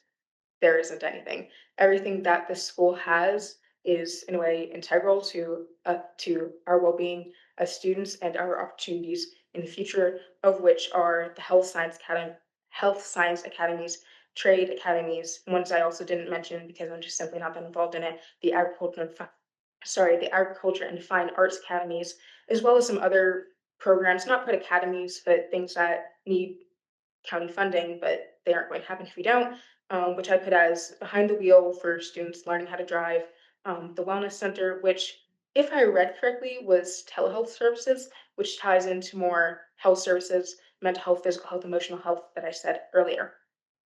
Some other things that I wanted to mention is that, quite frankly, I feel like I'm spinning like a broken record. I've said this already, but cutting funding or just, yes, cutting funding, let's keep it at that, would actively hurt our students, the students in our community. It's more than just like, oh, maybe they'll not have this, they'll not have that, they'll adjust, they'll adapt. It is going to actively be a detriment to us next year if we do not have the funding that we need. So my thoughts on that with regards to that is that the 908,000, nearly $1 million that have been requested by the school board, I do not think that it would be in vain. I don't think that it's outlandish in any sort of way. It's quite frankly like what we've needed, especially for post-secondary opportunities, getting those foundations set. Because I remember in October, there were college visits and there's cost money, take a trip, it costs money. Some we had to spend overnight. And I asked, maybe in January, like, hey, are we going to be doing those visits this year? And one of the people that I was asking said, it all depends on whether or not we have the funding. And that kind of struck a chord with me, sort of like, okay, if we do not have the funding, we are not going to be able to have these great opportunities to learn more about our options beforehand. And so sincerely, I apologize if I sound like I'm saying the same thing over and over and over again, which quite frankly I am, but our school needs this funding for the opportunities that we have, which we could have, and for the opportunities that right now we don't have. And I'm trying to see if there's anything else that I really do want to say. Ah, yes, for the scholarship ceremony, I've heard many people talking about that. Um, let's see, if I remember correctly, it was over $100,000 between about 20 seniors overall, give or take. $100,000 between 20 seniors overall, which many of you in this community funded, and I am very grateful to you for that. Hopefully that'll be me next year, but here's to hoping. and so 117, 107, I knew it was over 100,000. Thank you. So the scholarship ceremony, like if you could see, I know many people have said this already, if you could see like some of the people that from like 500,000 to one person who got $14,500. If you could see those amazing people, the things they've done, the things that they're trying to do, and in preparation and anticipation for next year, what could or could not be done, I implore that you do consider adding that $1 million to funding for the wellness of students, teachers, and the community alike. But from my perspective as a student, it would be very beneficial. I see no way in which not funding the budget would be beneficial, if that makes any sense. So I would also like to ask, do you have any questions for me about this? Because I noticed that I'm the only student here. No, you've done a great job, and Thank you. you're a compelling speaker, Thank and you. we're proud of you. And I know your mom is too. Thanks.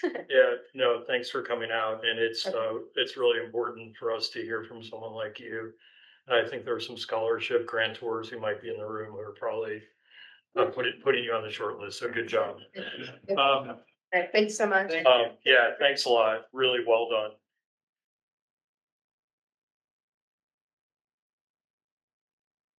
Okay, anyone else? This is Eve Brooks from the Piedmont District. I have to say, it's always a pleasure to be here. I have to thank you all for your very concerted effort and your excellent budget work. Nevertheless, I do believe that when we join a community, we join all the institutions, the major institutions, and the major institution in this community is our schools. To support it, to support our community, we need to pay taxes. That's how civilization has evolved, at least in this country. We pay taxes. That's something we should do as citizens.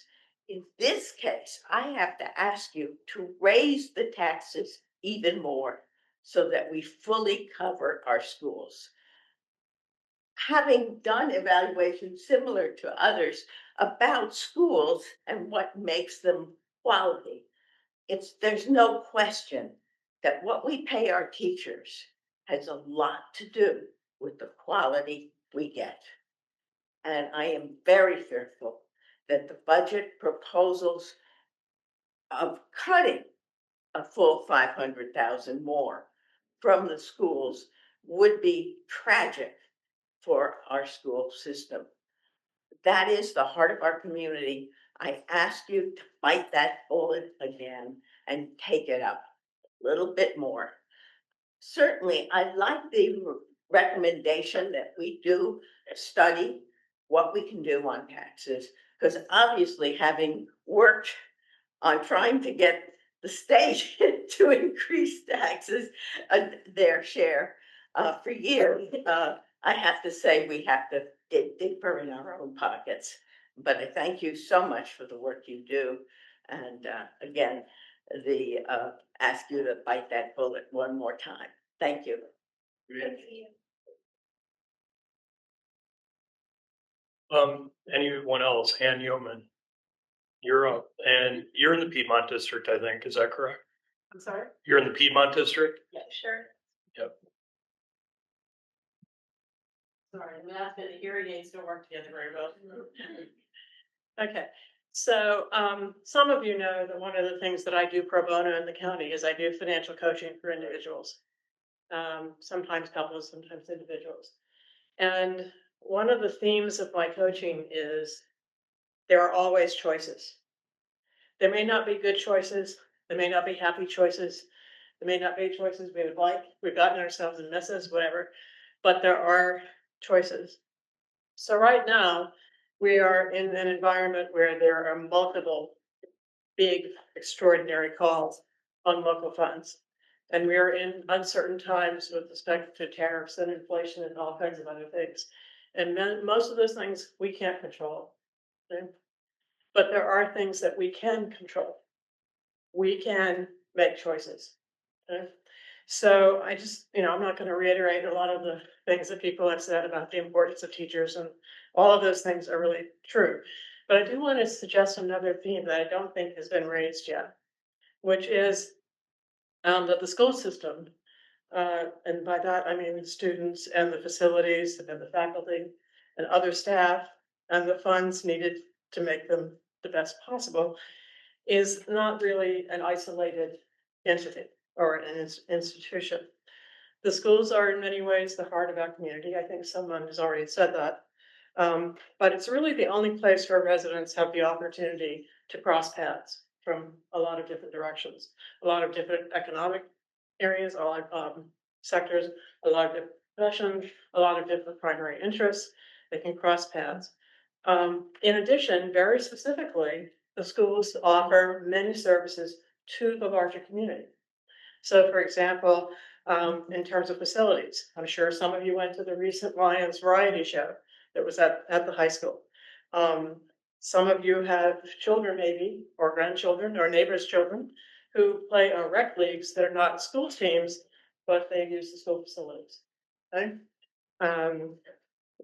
Many of you may benefit from Commit to Be Fit, which is a very broad kind of program. Seniors can use the Health and Wellness Center that I think was referred to a little bit earlier.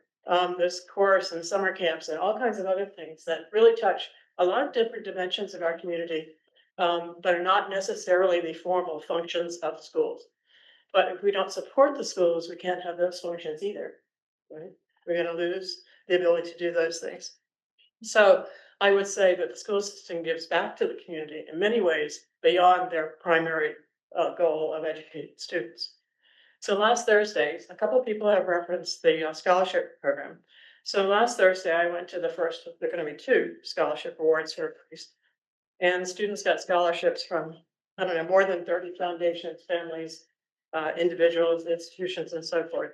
That illustrates the importance of the schools in Rappahannock. But the thing that really jumped out to me was that if you read the descriptions of the criteria for those scholarships, for about a third of them or more, they called for mentoring, volunteering, community service, giving back, or some other similar kind of eligibility criteria. In other words, students who work as counselors and mentors, they join EMS. They advise those of us who are in the technical dark ages, like myself, okay? My point is that if we think that community and community services is so important that we tie a lot of these scholarships to them, it should be a two-way street. We should walk the talk. We should basically support those students in doing the things that we're asking them to do. Okay. So I would say there are hard choices for us. There are limited funds. We're talking about a few dollars a week at the most for any of these proposed tax increases. That'll be harder for some people than for others, but for most of us, we would need to think about. So I think the median assessment for a parcel of land is $315,000 in Rappahannock.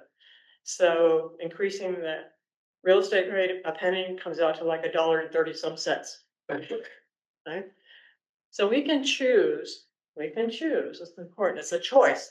It's a conscious, deliberate choice, and not an easy one.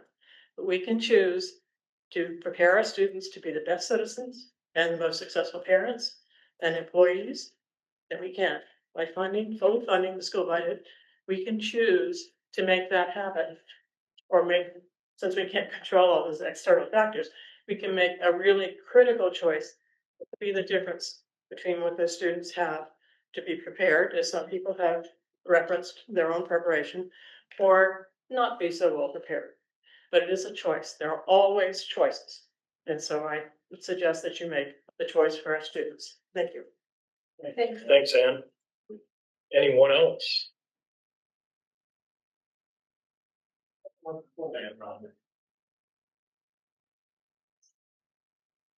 Crocker versus McCullough. Rosa. This is Rosa Crocker from the Wakefield District, a former member of the Rappahannock County School For Board. myself, Mr. Whitson. Thank you. That's fine. Thank you. I'm Rosa Crocker. I'm a resident of the Wakefield District. I refer to myself as a longtime come here. And I used to say in my former public service days, I'm not native, but my children are. And they went through these schools and I learned a lot in public service. Happy to be here again. It's a little different from the way it was in those days. Something I looked at and a wonderful set of comments this evening. I mean, it's terrific and so nice to have a student. Thank you. I said to myself, okay, so what would it take to fully fund that responsibly prepared budget that the school board forwarded to the supervisors? What would it take? And how, what would the impact be on me? I'm in the, and this is a statistic, a fact, a statistic that I was absolutely dumbfounded to observe on one of the SIFT infographics, that it's less than 15% of county properties, and correct me if I'm wrong, are actually bearing the full freight proportionally to the assessed assets. The taxation, the fair market value taxation. Well, I'm in that less than 15%. And I said, okay, so what would it take for me to pay a little more? And I took a stab at that, and this is approximate, but it would add less than $120 a year to my tax bill. Or around, and I think this is probably a little high estimate, a couple of dollars to $2.30, and I think that's an overestimate a week, to fully fund the school board's request. And I would gladly pay that to do right by my neighbors. And I've got little kids moving in next door to me. I want young families to be able to come here and stay here. I want good educators. I want to be able to come here and stay here. And somebody talked about the inhospitability to young people. It is very true. And I had some prepared remarks, and I'm just gonna speak off the cuff that I'm not very good at. So, what was I gonna say? Off the cuff. Anyway, I would gladly pay that. I was gonna actually talk about the how extraordinarily proud you should all be of anybody who's been educated in the school system from way back till now. And I think you were a student when I was on the school board. Yes. And look what she's doing now. Look how incredibly articulate she was about complicated information in educating the public. This is who we want here. And I started thinking about all the alums that I know as students. I've been sitting on the scholarship selection team for more than 2 decades. And it's incredibly inspiring to see what these students can do if you give them the tools, if you support them the way they deserve to be supported. And I had a long list of all the individual examples I could think of what they go on to do. It's just kind of astounding. And I'll give you just a few and then I'll stop. They're geologists, they're photographers, award-winning, nationally award-winning. They're mechanics, they're doctors, they're computer programmers and technicians, they're paralegals, they're farmers, they're plumbers, They're professional and volunteer fire and rescue workers, they're college athletes, they're musicians, they're vet techs, they're biologists, they're military service members and officers, they're graphic artists, they're actors. I'm gonna read the whole list. Hang in there. They're actors, they're playwrights, they're stage managers in New York. They're GIS specialists, they're stonemasons, they're graphic artists, they're international relations, security, and conflict resolution professionals. And I can give you specific examples of all of these people that I know personally. They're biological, adoptive, and foster parents and caregivers for the elderly. They're bankers, they're commercial airline pilots and private pilots, they're civil and other kinds of engineers.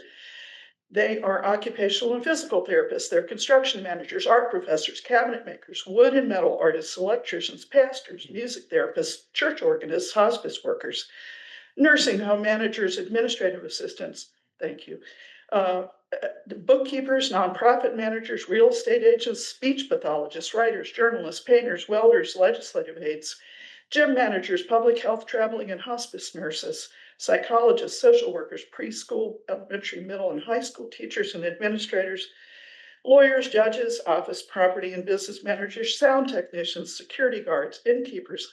I'm not kidding, I can give you examples.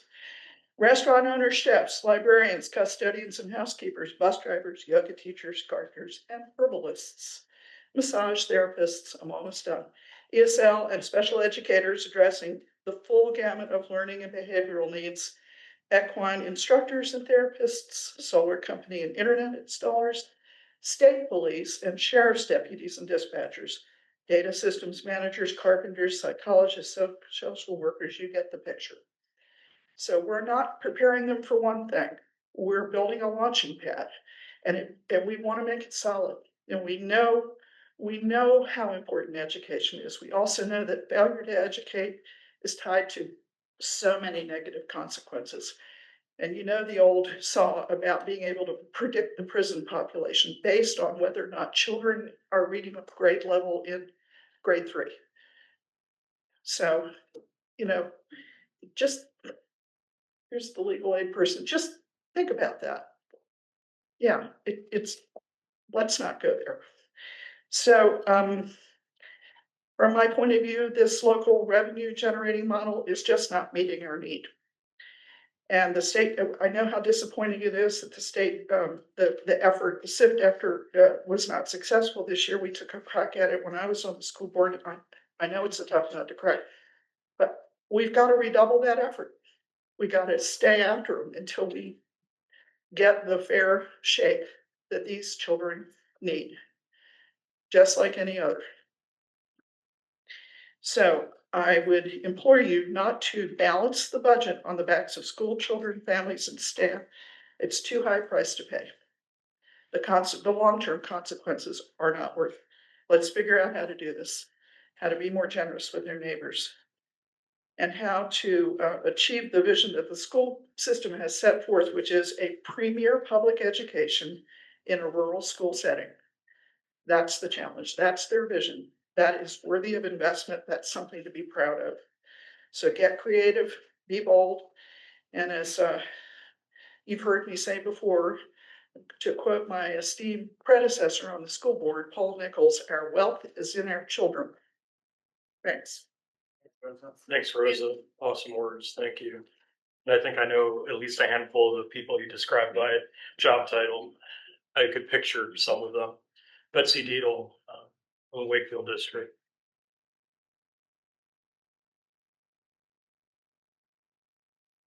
Betsy Deedle, Wakefield District. I'm not going to repeat anything that was said here tonight. It seems to me that there's a very clear theme that has arisen from this group in so many different ways, and that is that your community wants you to fully fund the school budget request of $1 million. And you need to do it tonight, in your hearts, and in another week by your votes. And if it takes another round of public hearings to raise that tax rate, the general tax levy, or if it takes going back to the drawing board and looking at the $32 million budget that you all control then you need to do it. And secondly, we need to stop these kind of meetings from happening every year. We need to come together and figure out a more equitable and sustainable way to fund our public school. And I'm willing to step up to that job. I know many other people in this room are. I think some of you are. And the time has come. Our time, your time, and all the other people who've worked tonight to get here need to come together and figure out a better way to do this. So let's do it. Let's have courage. Let's be bold. Let's do it. Thank you. Ron Makla of the Jackson District. Ron Macklin from Jackson District, and also a former member of the school board, and I do fully support everything that's been said here tonight, and we just need to move ahead in that area. But I wanted to speak about another area in the budget that also I believe needs to be looked at. It has to do with the fire levy board, and I know I see a couple volunteers back in the corner there. This is not criticism of the system or the people that are in it. It has to do with how we are financing these people so that they can do their job. The Code of Virginia, Title 27-23.1, enables cities and counties to collect a fire levy tax. The last paragraph of the code states, the amount realized from such fire levy shall be kept separate from all other monies or of the city or county and shall be applied to no other purpose than the maintenance and operations of the fire departments and companies established under the provisions of this section. Maintenance and operations do not include renovation and remodeling of the structure, which are capital expenses. It is also important to note that the professionals we have in the county at this point in time are not paid from the fire levy funds. So we're just talking about the operational funds for the companies. The Rappahannock County Fire and Levy Guidelines in Section 2 states operational expenses are defined as all funds used to equip, train, and maintain a department's readiness to perform the emergency operations. And they need to deduct any grant or other monies put forward toward operational expenses if awarded. And the Washington Fire Company, to their credit, is the only one that does that. Items not considered to be operational expenses include, but are not limited to, capital improvements, recreational improvements or maintenance thereof, recreational events, and fundraising expenses.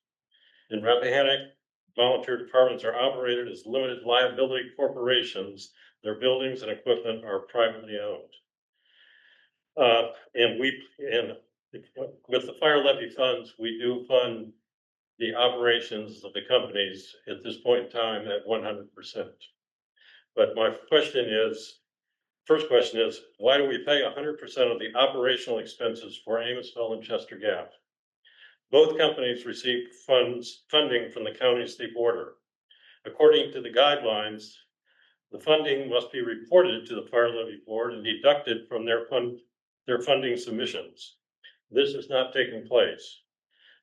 And does the county even know how much funding they are receiving? And I've managed to find some figures on this.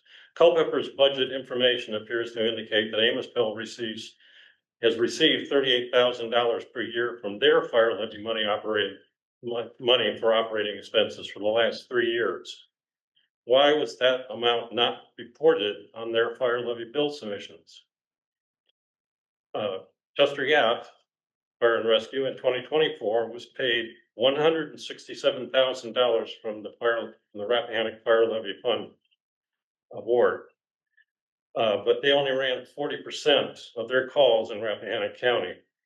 So 40% of the $167,000 amounts to around $67,000, which was basically spent in Rappahannock, and that would be Rappahannock's fair share. Chester Gap also received $45,000 from Warren County for the operating costs. So in total, they received $212,000 for operating. The $45,000 was not reported on their 2024 submission forms as required. My calculations from the fire levy submissions and the number of calls and, in the county is that, it appears that we paid close to $200,000 in 2024 to provide service to adjoining counties. As you know, as we just talked about, that would be 1 penny on the tax rate. Next question is, why did the county in the past 3 years pay to one fire company around $115,000 under the submission form heading specific repairs when the money was actually used for remodeling and renovations? The state code and the county guidelines indicate that these expenses cannot be paid using fire levy funds. Next, the administrative costs for the 7 companies last year was $72,000. Amosville and Washington have volunteer bookkeepers. So the other 5 companies resulted in this $72,000. And they hire bookkeepers, and they're local bookkeepers, or people who live in the county, but and there's one local bookkeeper that charged, and this is on the from the fire levy information or whatever. She charged one company $300 per month, but she charges another company $600 a month. Not sure why that is. And also, I would question, why can't, all the companies find qualified volunteers to do their bookkeeping? There are people in this county, you can't be a volunteer firefighter, you're too old to run in the building, but you can keep books. And if they look for, these folks, they could probably find them. Other questionable expenses in 2024 included $16,000 for dress uniforms, $2,500 for 2 office desks, $5,700 for 6 reclining chairs, $30,000 for cleaning services, and $15,000 for lawn care. None of these expenses directly affect the service that is being provided by the companies. They're just feel-good things for the most part, but anyways, these companies receive money from fundraisers and private donations and should be using a portion of those funds for these expenses. Or they should reach out to the community for volunteers to help provide for the cleaning and lawn care. That would save a lot of money. The county is facing substantial increases in spending in the immediate future. We have to make cuts somewhere. Mr. Makala, I think you and I have had a similar exchange in the past, and I'm not going to cut you off, but I just wanted you to be aware now it's 7 minutes. Thank you. So if you, as a courtesy to everyone else, if you just wrap it up shortly, within 10 minutes would be great. I would say that's extremely inappropriate. Everyone else has got to stand up here, say what they wanted to say. No mention of time limit. You've exceeded by far the time that any one speaker has used so far. I've been keeping track. Go ahead. I'm almost done here. I have like one more paragraph. Thank you. Sorry, I upset you. The county is facing substantial increases in spending in the immediate future. We have to make cuts where we can. I'm convinced that we could cut 2 cents from the fire levy and they could still operate at the levels that they're operating at right now. Also, and by cutting those 2 cents, that 2 cents could go towards the schools. So it would be a shift of the money. But we'd still be paying it, but it would be better spent at the schools than it's being spent for the fire companies. And also in regards to the Amosville Fire and Rescue Company, which I just realized yesterday when I was checking my facts on this before I put it together, is that as of the last couple of weeks, previously they were listed as a member of the Culpeper Fire and Rescue departments. That is no longer the case. And so I think you need to look into that, because if they are not being dispatched into Culpeper County, that's going to reduce their responses by about 40%.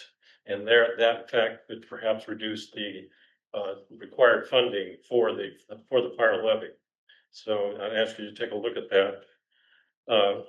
And I do this because my background is in fire and rescue, and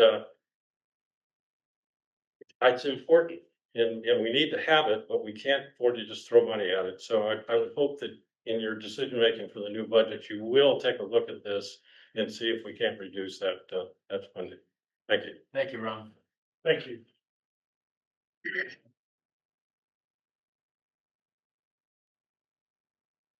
Keywords there are mutual aid, and we rely on our bordering counties to assist us, and we assist them. So it's not quite as cut and dry as one might think. Anyone else in the courtroom wish to speak before I turn to the patient people who are looking at their laptops in homes around the county and elsewhere? Anyone else in the room? Oh, Cat Piedmont District. I'm a Piedmont resident. I'm gonna touch a little bit on item 1 and 2 here of the budget and the tax rates. First of all, I fully support answering the school's requests. I'm also very supportive of fire and rescue, whatever they might need, including the planers, as they have long, hard hours. Being married one, I've heard a few stories. I have been here for 13 years, and in the time I've been here, I have become more and more aware of the income disparity, and I feel like that has been growing and will continue to grow given the current climate that we're in. I've seen that particularly as related to the school population. I was in the school for 5 years under Headwaters, doing college and career guidance, and then I've continued to serve with them on the board. And I've been on the scholarship committee for 10 years. And if you want to get a snapshot of who our population is, those applications are a really good indication, because you get the government financial assessment, but then also their personal stories. We have some incredible wealth of all varieties, including monetary. And we also have some people that are really struggling incredibly. And one of the things I think about is how can we possibly bring those together a little bit more? I am happy to pay more taxes. I will pick up another brewery shift. I will make more mugs to sell at the Rack Art Tour, which is conveniently right before property taxes are due. But I know that many people don't have that option here. And I just want to float an idea of elsewhere. I just came back from a wonderful trip that I was gifted. One of the hats I wear is I'm an innkeeper at a local B&B. And if you want to get a sense of kind of the social, you can get a social snapshot of talk about who your guests are, but also talk about who's working for you. And so I would take a point of just asking some questions. And I was in the UK, and nearly every single innkeeper talked about they're facing the same exact difficulties that we are here. There are people moving in and buying second homes, and the people that have grown up are getting pushed out because they can't afford to be here any longer. They can't stay, and there really are not very many jobs. Furthermore, part of why people want to be there on vacation or have second homes is because of the rural beauty. And yet farmers are having a harder time affording to stay in business. So there are those of us here that say, sure, please pay more taxes. But then there are those of us who really can't. And I just wonder, could we possibly look at what others are doing? For example, I paid a 20% lodging tax. It's high. I'm not saying we should do that here. My boss would probably kill me. But it was where I wanted to be, and it was beautiful. And so you did it. You didn't think about it, right? So it's very possible to think about raising those taxes. The other thing that was done was that second homes had a double property tax. If you weren't here being part of the community, then your tax rates go up. I'm not necessarily saying that either, but there are people that can absolutely afford to pay more. And that's something we could consider tapping into. So, every jurisdiction has its own legalities, but it's something that I think we could try to get creative, or what are some other options so that the people that have been here for generations are not carrying a heavier load than they can be. And that's, I feel like, are most likely who would be feeling a tax increase more than others. So anyway, thank you for all of your work, and thank you for your explanation. That was really wonderful. Great comments, Kat. Thanks a lot. Yes, sir. I'm Rich Hogan, Jackson District.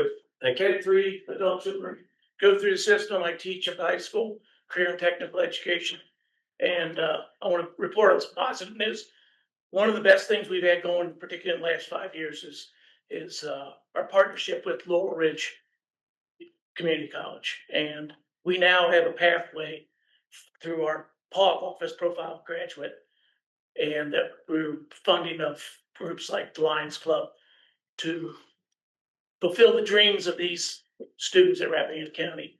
And what I've seen before, I was education is my second career. Before that, I was a carpenter, a general contractor here in the county too. And what I've seen is we talked about aging in our population. What I've seen, what I've encouraged my students, so many of these students that are now have the opportunity to be licensed plumbers, licensed HVAC contractors, and the licensing. Electric, yes, thank you, Larry. They've been working under, their dads are working under their grandfather's license, and this is this is the opportunity for them to catch up and have their own certification accreditation through the program. So I want to say that Workforce Solutions in the last 5 years has been top notch. And this was the first year we sent students during half their day to Laurel Ridge, and it is snowballing. Heavy equipment operators, like we said, electric, plumbing, HVAC, fiber optics, drones, everything. Very exciting. So that's a positive thing for the money. The money is going to well used. Thank you. Thank you. Well said. Yeah, Larry. If I could make just a point, a quick point. This is Larry Grove. Larry Grove, Hawthorne, somewhere. Down that way. Just for information, what was just spoken about, the pathways for Laurel Ridge. The Lions Club has decided that there's no budget money going into this. We are paying the full tuition for that for every kid that wants to go.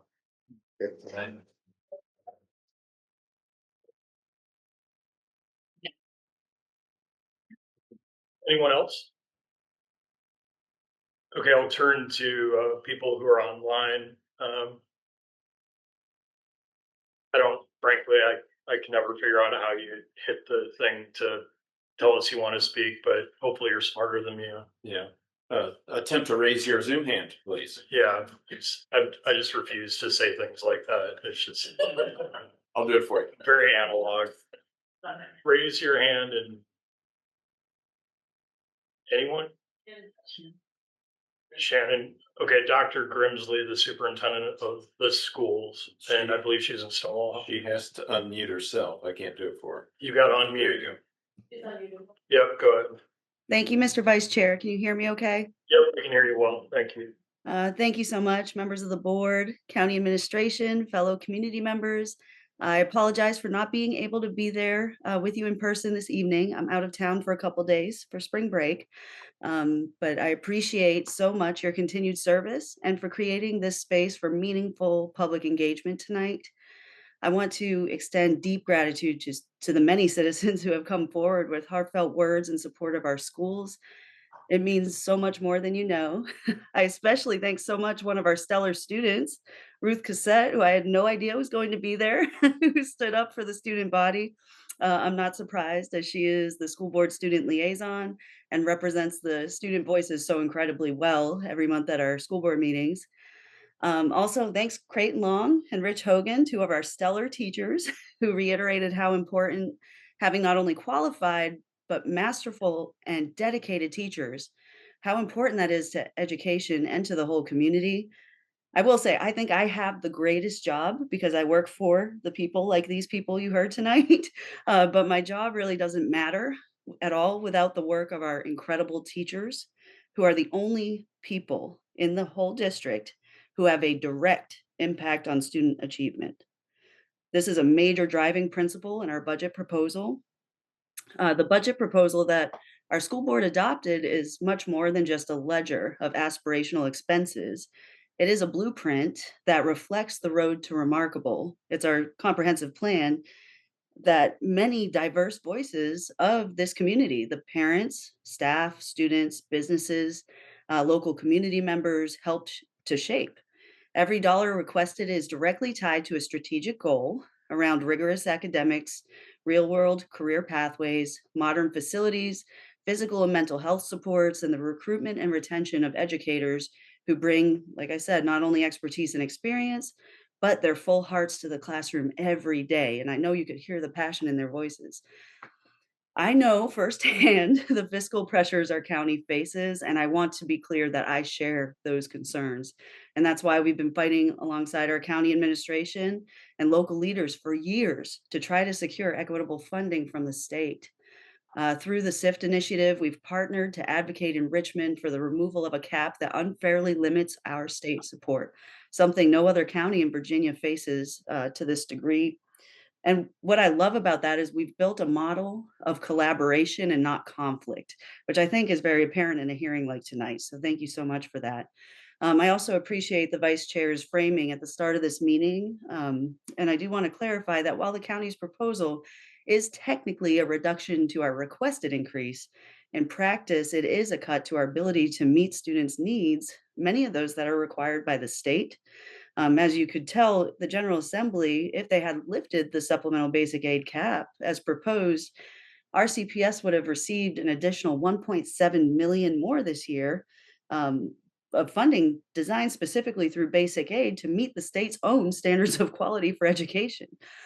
So instead, our students are left with a smaller share, and our local taxpayers, unfortunately, have to continue to carry a disproportionate burden that was never intended to be permanent.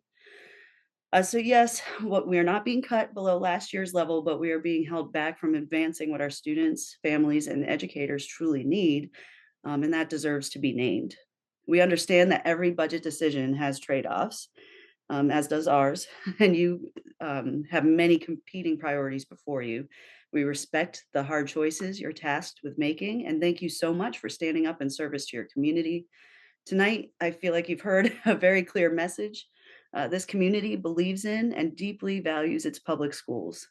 I have been honored to work here for 8 years in this capacity, almost 20 as an educator. And our children deserve the opportunity to thrive right here at home. They're amazing. These students are incredible. Let's keep them and our county on the road to remarkable. Thank you so much for your continued partnership and your time tonight. I know we can be creative. Please consider fully funding the schools to the best of your ability. Thank you so much. Thank you. Thank you. Anyone else online who wants to say a few words?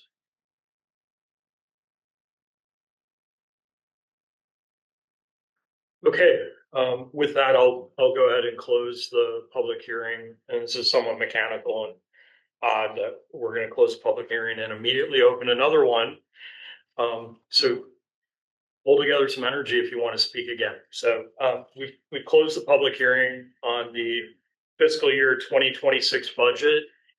I will now go ahead. I think we'll just wait until we get through all three, and I'll see if my colleagues have any comments to make.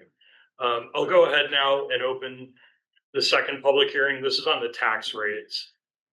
And these tax rates, again, tonight's hearing is largely the proposed total 3 cent increase on the real property tax rates. And that's 2 pennies on real property and a penny on the fire levy side, generating $600,000 in additional revenue. And as mentioned at the outset, we'll have to have at a later date very soon separate public hearings related to the proposed 2% increases. Thank you. Good job. Related to the 2% increase on meals and lodging tax rate. Again, the proposed budget is balanced at a 5% rate, and then also proposed 40-cent per pack cigarette tax. I'll go ahead and open the public hearing on the tax rate. Anyone who's still got energy and wants to say a few words, here's your chance. Anyone online? I feel like an auctioneer. What do they have to do, Mr. Whitson? they need to do whatever's required by that software platform to notify us of their interest in speaking. Okay, I'll close the tax rate public hearing. And finally, the third hearing tonight, as you might have seen advertised in the Rappahannock News, is a proposal to issue a monetary bonus to the tune of 1.5% of county full-time employees' base salaries as of July 1, 2025, with partial funding from the state. In addition, embedded within this advertised public hearing and bonus proposal is a separate one-time $3,500 bonus for the director of the Rappahannock County Public Library. So this is county employee bonuses and a bonus on a one-time basis for our library director, if anyone wishes to speak. Yeah, just to clarify, the reason this is in your budget is because the state is sending money to the county for this express purpose. Lenny. Lenny, Janelle, again, Stonewall Harbor, I'm just gonna stand up and say, please do this. Okay. Amanda is amazing. I love her. We did story time. It was our first introduction to Rappahannock County into the community. And it's a wonderful program. The things that the library does over there. So I fully support that. Okay, great. Thanks. Anyone else? Let's see.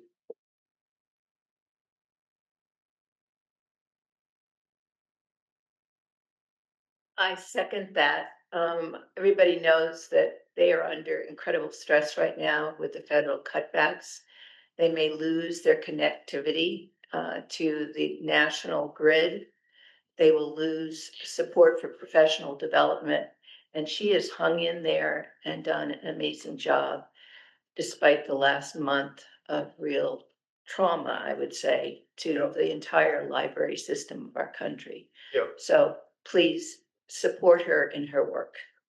Thank you very much. Anita Ramos, vast library background, so we can anticipate comments.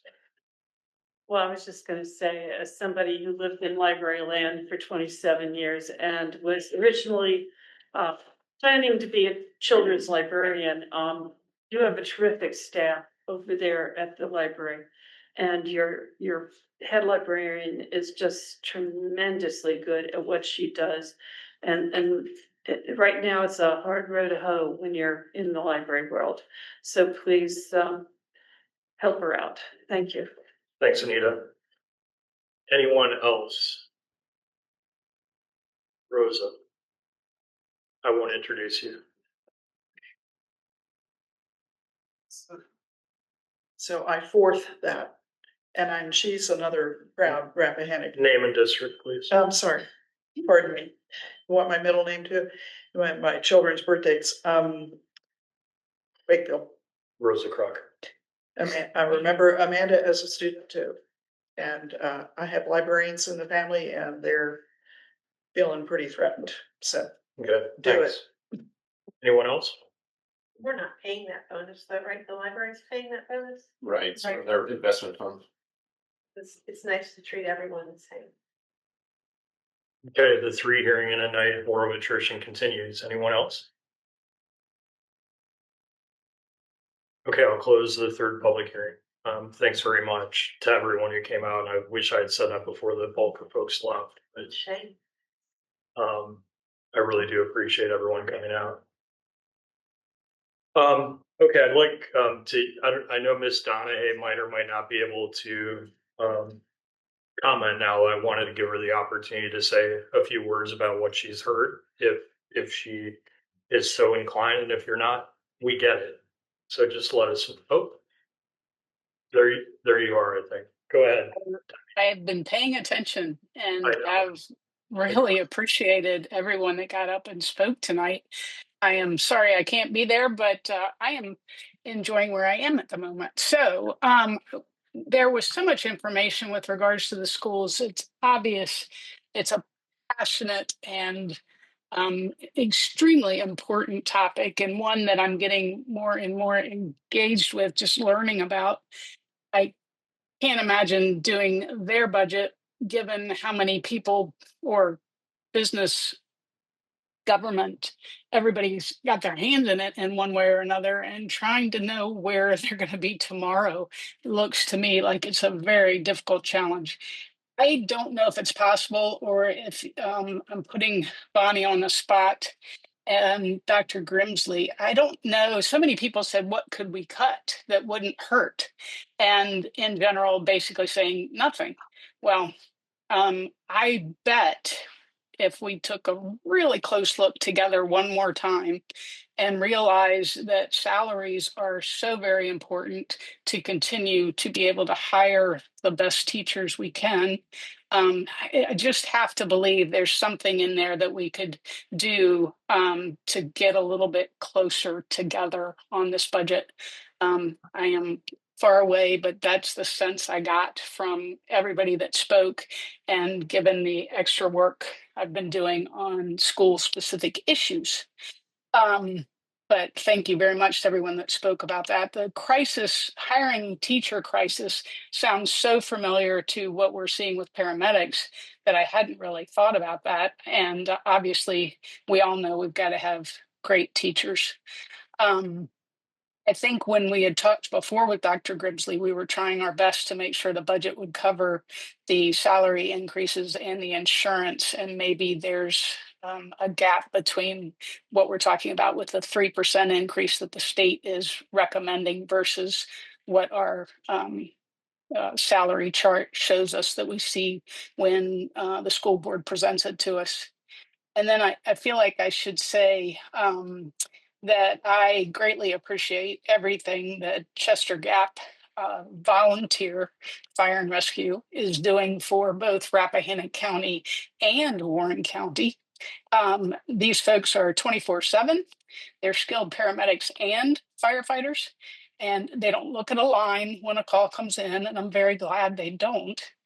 But they are out the door within 3 minutes, and they will go anywhere in our county. They don't just look at first due or second due. They go anywhere. And I really want to express my appreciation as I know a little bit more about that career as well.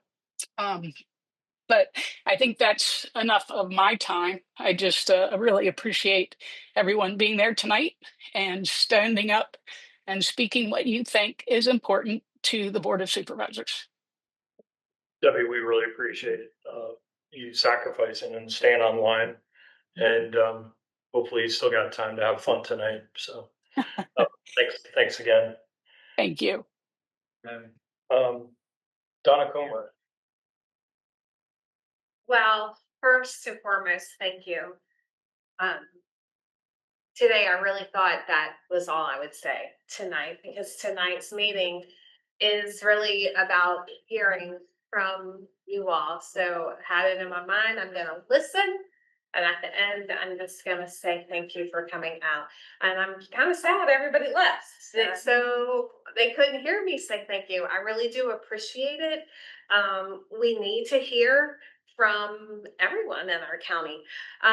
What I want you all to hear from me tonight is just know and trust. First of all, I love our school system. I tell people all the time, when my husband and I moved to Rappahannock, just bear with me for the storytelling moment. When we moved to Rappahannock, we looked at 57 houses, 57 in Rappahannock, Culpeper, and Fauquier. Tammy Roop was our real estate agent. She will tell you, the joke was Mason was going to call her Aunt Tammy. He rode around with her all summer long. We chose Rappahannock because of the school system. My daughter went to Fauquier and she's fine. She's fine. I was not a fan of the Culpeper school system, and my husband and I, we narrowed it down, and my husband had a pretty intimate knowledge of what was going on over at the high school and the elementary. He knew the school system. For those of you who don't know, he was AD for a hot minute and coached track, I think, for a couple of years, and did his time as an 8th grade math teacher for maybe 30 seconds. But all of that, it did all of that, but still really valued what was happening in the school system, and it played a large part in deciding to move here when my son was just 2 years old. So he is now a junior, and the school system has afforded him many opportunities that I'm convinced he would not have had we been in Fauquier or Culpeper or somewhere else. Also, I say it on a regular basis in my full-time job. I see what Rappahannock County schools, what they do and what they put out in the students that come our way at Laurel Ridge, and they really are incredible. I really like the analogy. Celery, you need the good basic ingredients to make the exceptional stock, and that is what we're doing at Rappahannock.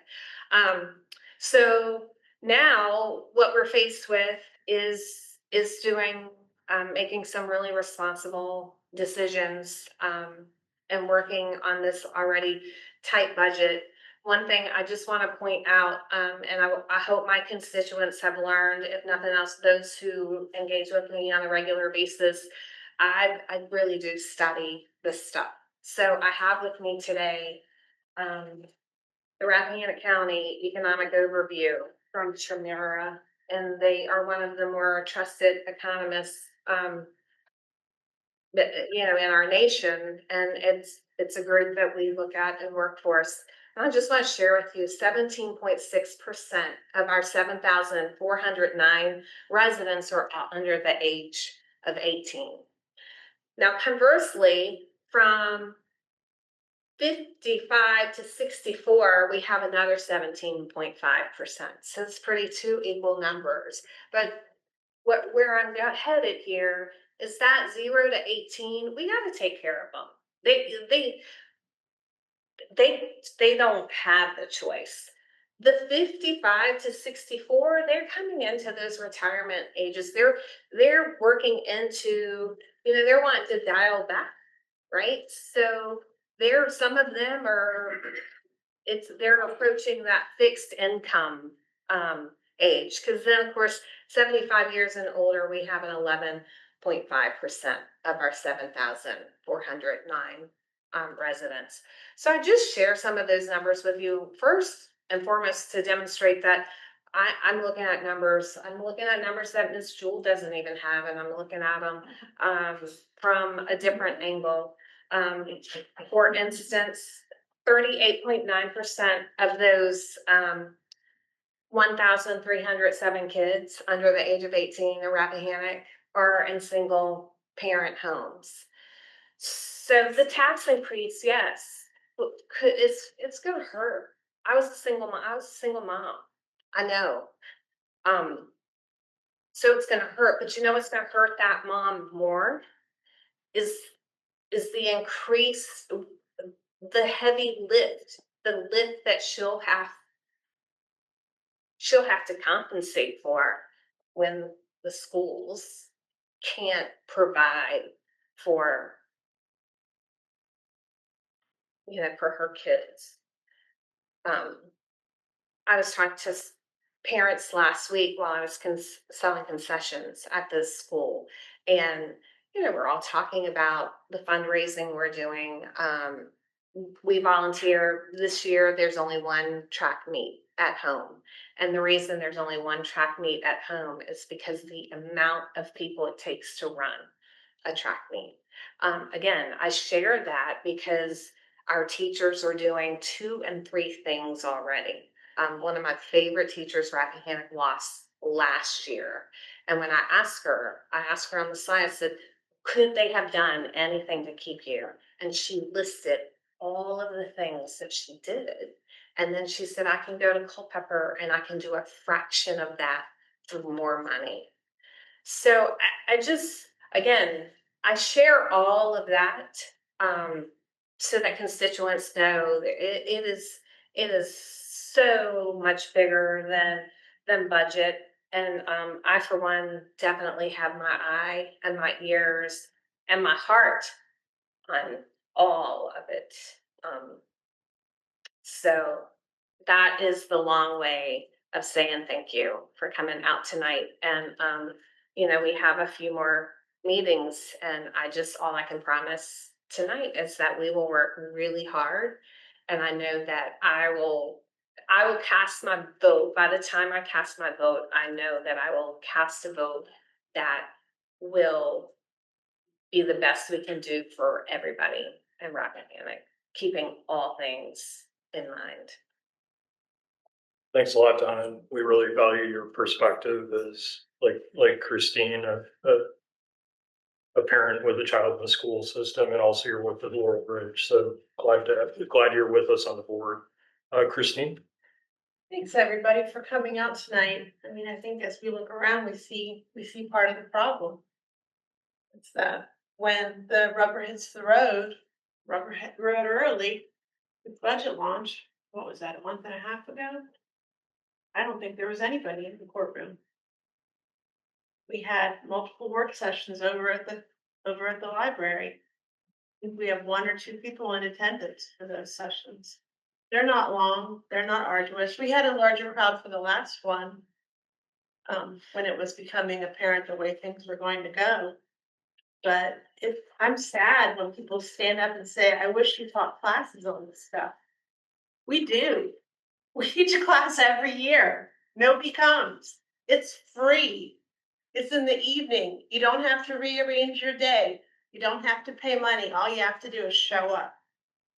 If you don't know the answer to a question, come up and ask. We'll answer it if we can. I hate when things get to a point that it feels like there's a divide between the people that attend our meetings and the people that have put the information for the meetings together. Because I hope and think that you all know how very hard that we work on these materials and how very hard our staff works on these materials. And if we had put out another set of facts to advertise for public hearing tonight, we would likely be hearing from an entirely different group of people. And it could be restaurant and hotel owners who asked the board if they would be looking at an increase at the meeting tonight. It could be property owners if we had advertised the 20-cent increase on real estate tax that some people seem to be advocating for. Which I am sure we would hear from a lot of people if we did this, or if we voted to end land use. I'm sure we would hear from a lot of people, or even adjust it quite a bit. People seem to question this board's dedication to our public schools. And I will just tell you all that I know my colleagues' dedication to our public schools from their attendance at different events at the schools and our participation through this lengthy process every year and our engagement. Because it's personal story night. I don't think Dr. Grimsley will mind if I tell you all. A couple of years ago, the school was working on the budget. I'm a private school kid. I'm married to a public school guy. We have 2 public school kids. So when I hear this divide for people, public school versus private school, it upsets me because we have all of that in my family. So a couple of years ago, the school was working on the premier public education it originally said in a private school setting. A premier public education in a private school setting. And I asked Dr. Grimsley, I said, please don't say that. Please take pride in being a public school, and please have that information on your website, that you are proudly a public school. You don't have to act like a private school. Be proud of what you are.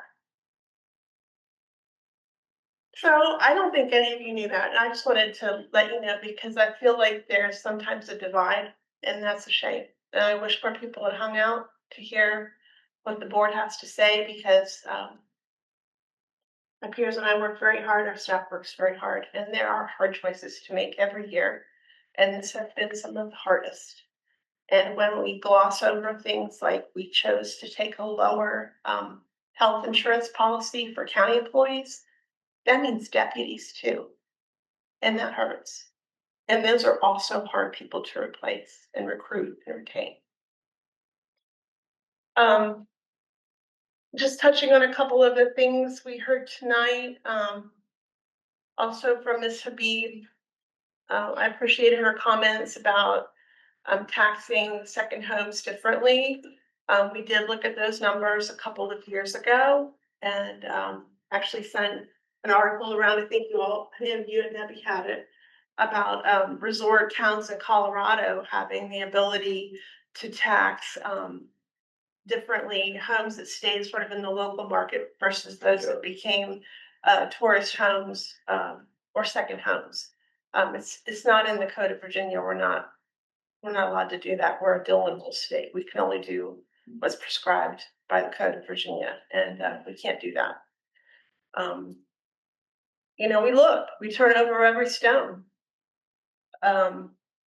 I would just ask, I know we talked about the installation of the cameras at the sheriff's office, and if there could be any funding from that before the fiscal year is over, and what those projections might be. If there's any revised tobacco tax numbers based on what we're seeing in surrounding counties, if there's any data updated on that. And I know we're looking at the ARPA funding this evening as well. And it is always interesting to me when we get that bank statement every month and there's $20,000 in interest on the bank statement. Well, where's all that going to end up? All the money's paid in. So if that money's not coming out, to me, that's going to end up with the installer. We need to stay on top of this. It's almost a $250,000 a year in interest. And I know that there will start to be pools on those funds, but that's a lot of money. And we should stay on top of it. Thank you, my peers, for indulging me in my comments tonight. Thank you so much for those of you who stuck around this evening. That you stuck around to the end means a lot. And I wish more people would do it. Maybe they didn't know to do it, but I hope they'll know for next time. Thanks for coming out. Thanks, Ben. Thank you, guys. Thank you all for coming tonight. I have always endeavored to try and meet the school budget. We never have as I've been on board. As it's proposed right now, the tax rate and what we've proposed gets us to not the 500,000 number, it gets us to about 350,000. But we just allocated $320,000 2 weeks ago to buy 2 new school buses. So that has now, and I know it's not in the ask, but it has gone like this. The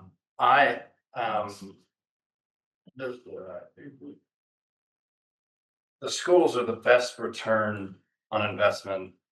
That's the best place we can put our money. All stuff. So, I am, and we've talked about this in years past. I'm totally fine making up some shortfall with general fund money. I'm also, and I have always been in favor of it, of putting another penny on the real estate, which I know that my colleagues are not always in favor of. But I do think it's important, and I do think it's worthwhile. I always have.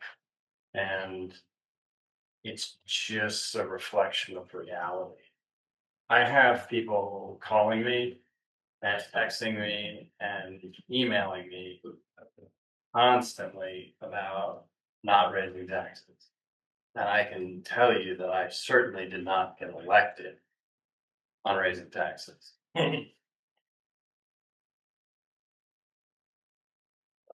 But if you just look around and you look around at what things cost, and 83% of the school's budget goes towards personnel, and we all have to pay our bills, and we all understand what's going on. You can keep your head in the ground for as long as you can, but I think the reality is that I think we all overwhelmingly want the same thing. We're on the same scene. It's just how do we get there? Now, I understand that my appetite is different than my colleagues for this, but I do think it's important. I think there's more than one way to get closer to this number, if not meet it. Whether it's through the general fund or whether we re-advertise, an extra penny. We can get there. It's doable. I see you're shaking your head. We should be pulling out of the general fund, it's my opinion, that's your time, I'm so Well, sorry. you know, we've had that discussion before too, right? Like, we've had that discussion about it's money we've collected, it's the public's money, and it's sitting there now. It's not a good practice to use non-recurring money for recurring funds. And it just tends to kick the can down the road a little bit. But they are there, we can do it. There are other things we can identify. There are one-time costs, like we do with the school, with the buses. But we still have time. The reality is that, and we did talk about the group earlier, and we do know that we have to look earlier this year. That there's a lot of competing things in the budget, and we understand that because we go through this. And it's not just the school. The school happens to be the largest slice of the pie. But there are other things, and we are so lucky that we have a volunteer fire and rescue that are as integrated into our community as they still are, like genuinely lucky. And we all know that. I mean, it's just like that helps us to get where we need to go. But we don't have a whole lot of time, right? May 15th. Yeah, May 15th is the deadline for adopting a school budget. Yep. So, you know, I'm not gonna try and push a rope up a hill here, but you guys know that I would meet this. I don't know your appetite for it. We can't sit around bandying around and just kind of meeting a lot to get. I agree. If you guys aren't on the same page with me, fine, we can just move on. But if you guys would be comfortable with it, I mean, I would absolutely re-advertise it to put another penny or two on the tax rate. We're scheduled to meet next Monday, right? We'd have to advertise it probably this week or next week. No, we've got a budget meeting already. Right. So ads generally need to be to the newspaper Monday or Tuesdays. If you're scheduled to meet next Monday. You could arguably make a decision Monday evening. We could get an ad to the newspaper Tuesday morning. It would appear that Thursday and the next Thursday. It needs to be 2 consecutive Thursdays. And then you could meet 7 days after that. There could also, and you know, Dr. Grimsey's on the line, but there could be things that they could identify that could be one-time costs. I don't know. I'm not. Those they've already. I know that I'm not an accountant, but maybe there is a way to pull money out of the general fund and pay for those kind of things. That sounds like horrible to you, though.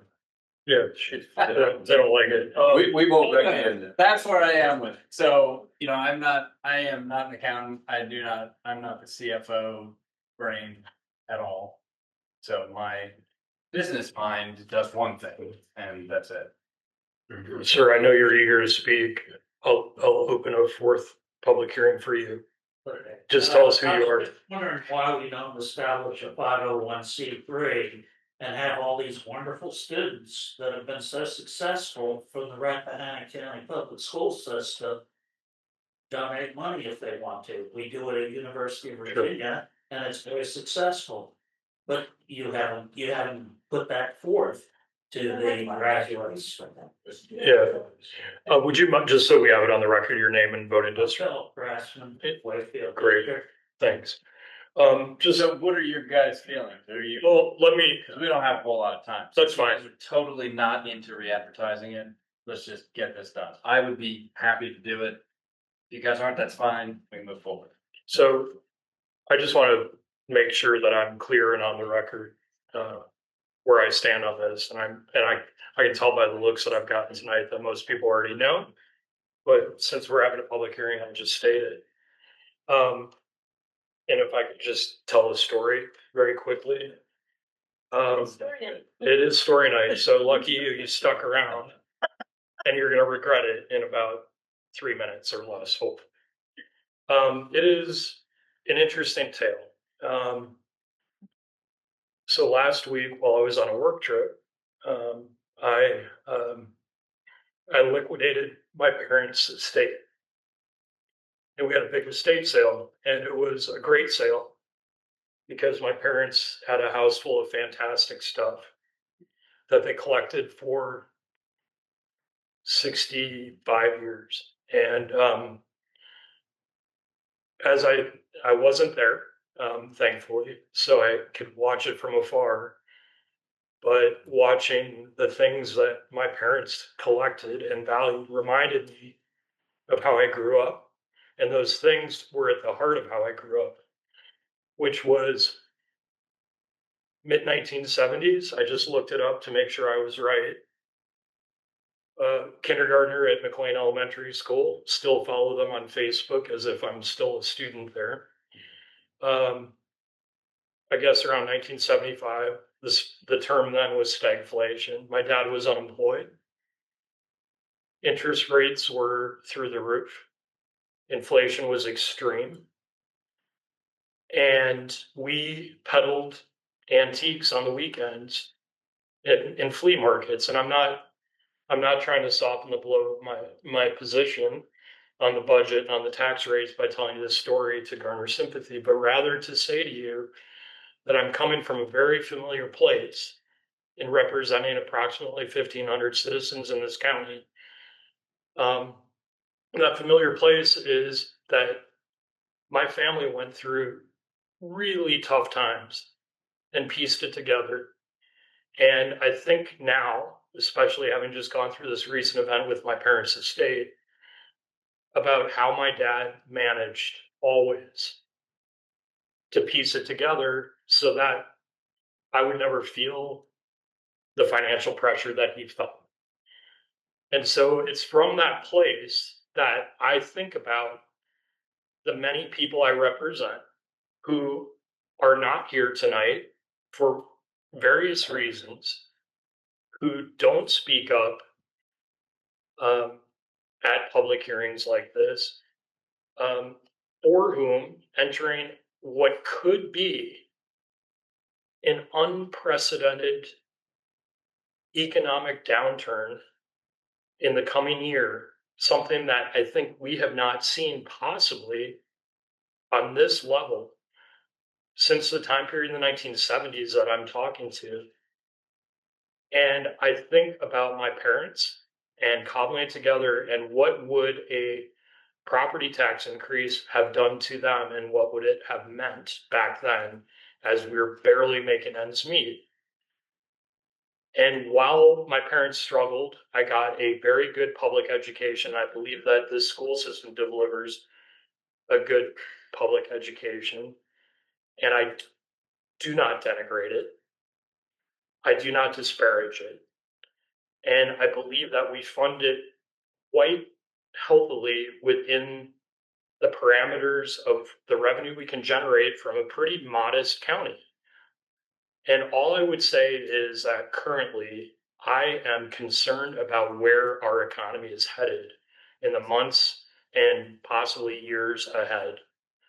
And for that reason, I really hesitate to take $100 or $200. And I think Ms. Crocker broke it down by week. And I know that for some, a couple of dollars a week is not a lot, but I can tell you from direct personal experience, it can be a lot.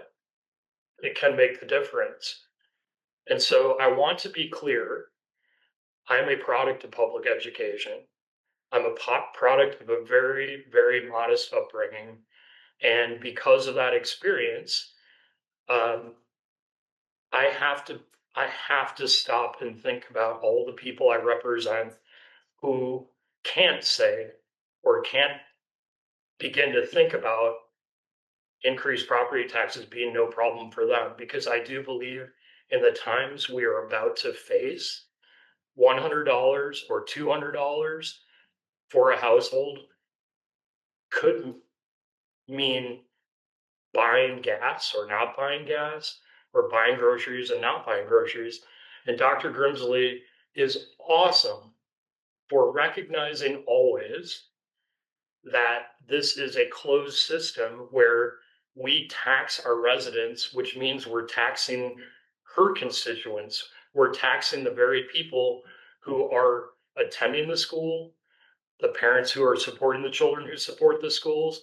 And so I believe that Dr. Grimsley has to understand at least where I'm coming from. I'm one vote, I can't make the decision on what we ultimately do. I'm encouraged by Mr. Carney's words tonight that maybe we can find a different path besides a tax increase, but I really cannot shake the feeling that we would be making a serious mistake by piling on at a local level an additional financial burden on people who are facing very, very uncertain times in the months and year ahead.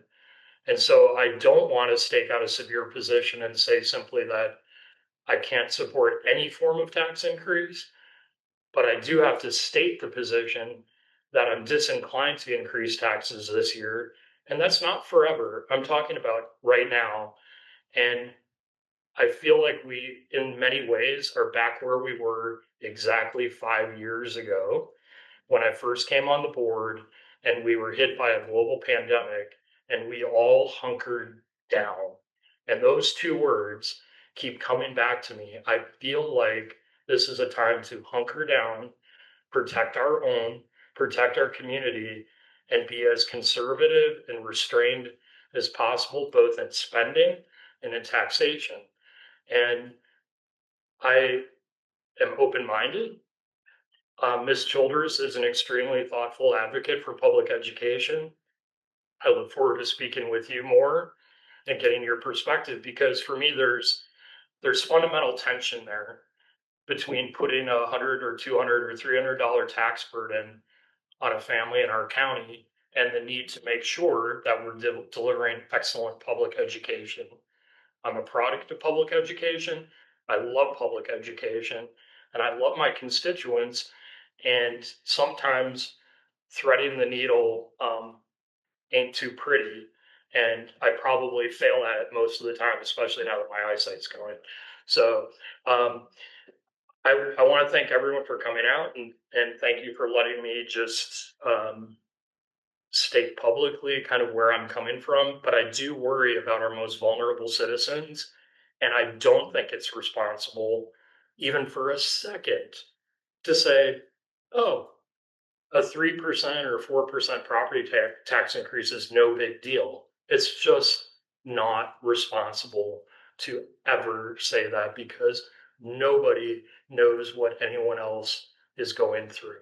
And so I just wanted to be very careful going forward in the weeks ahead. And hopefully, as Mr. Carney articulated, we can end up somewhere that satisfies the needs of the school, ensures quality education for our children, but that gives our most vulnerable citizens the financial padding that they need in the year ahead, that they likely will need in the year ahead. Thank you.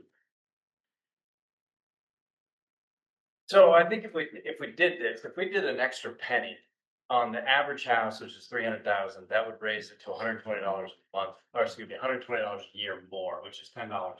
That's really what we're talking about. And if we are going to go into a recession, I really just, I believe it when I talk to my school board member that and I do this every year, and Larry knows what he's talking about. All the school board members do, that it's a bare bones budget. So it's like, I just don't want to layer bad on bad. If we have a recession, I understand, like, and I agree with you. I think that there's this perception that we're a wealthy county, and I think there are some wealthy people in the county, but there's overwhelmingly not wealthy people in the county, and I'm very sensitive to that. But those people have children, and if they get Title I funds cut and they don't get to give their kids food, and we don't make that up, and as I have understood, those funds are not being threatened, right? There's Title I funds, yeah. That's the USDA's, but we don't know. We don't know, but we're still getting it. School's still getting it for right now. It's about $800,000, correct? I don't know what the amount is for the food, but imagine that we had to come up with that. Imagine that families who are relying on that, who can barely make ends meet, who are getting that. Because I support it. If you guys don't want to do it, I would do it 3 and then 1 on the fire levy, just do 1 extra penny. We'd still have some left over if you guys would want to make it up with the general fund. I'm okay doing that. What's your proposal? So just advertise 1 penny higher. I think Ms. Jewel and I did independent homework. We'll see if we came up with the same answer. Okay. If you want to have a public hearing on the tax rate other than what was advertised for this public hearing, Okay. and make the deadline for the schools, I think you're pretty well backed into deciding to do that right now. Right. And us getting an ad to the paper tomorrow, so you can run it in the 24th in the May 1 edition. Then you could have that public hearing between like May 8th and May 12th. We already have a meeting scheduled for May 12th. Do it that night. So what you got? Just look at that. And would 1 penny Independently verified. So, I mean, you know, By Bonnie? Okay, good. what we should do is advertise 2 extra pennies, then we can always come back. You can't go forward. Dan, how much of a glutton for punishment are you? You know what? You want You should know this. extra penny? If you want to get people out, tell them you're going to tear the court. Oh, my goodness, why? They will come out. Why would you do that to yourself or to us? Because if, we'll see, I was getting phone calls today from people I would never expect to say raise taxes. Genuinely. I mean, I would say, Genuinely. And I asked them Only 3 times, excuse me, is this what you're telling me? Because this means this. Yes, damn it, do it. Okay.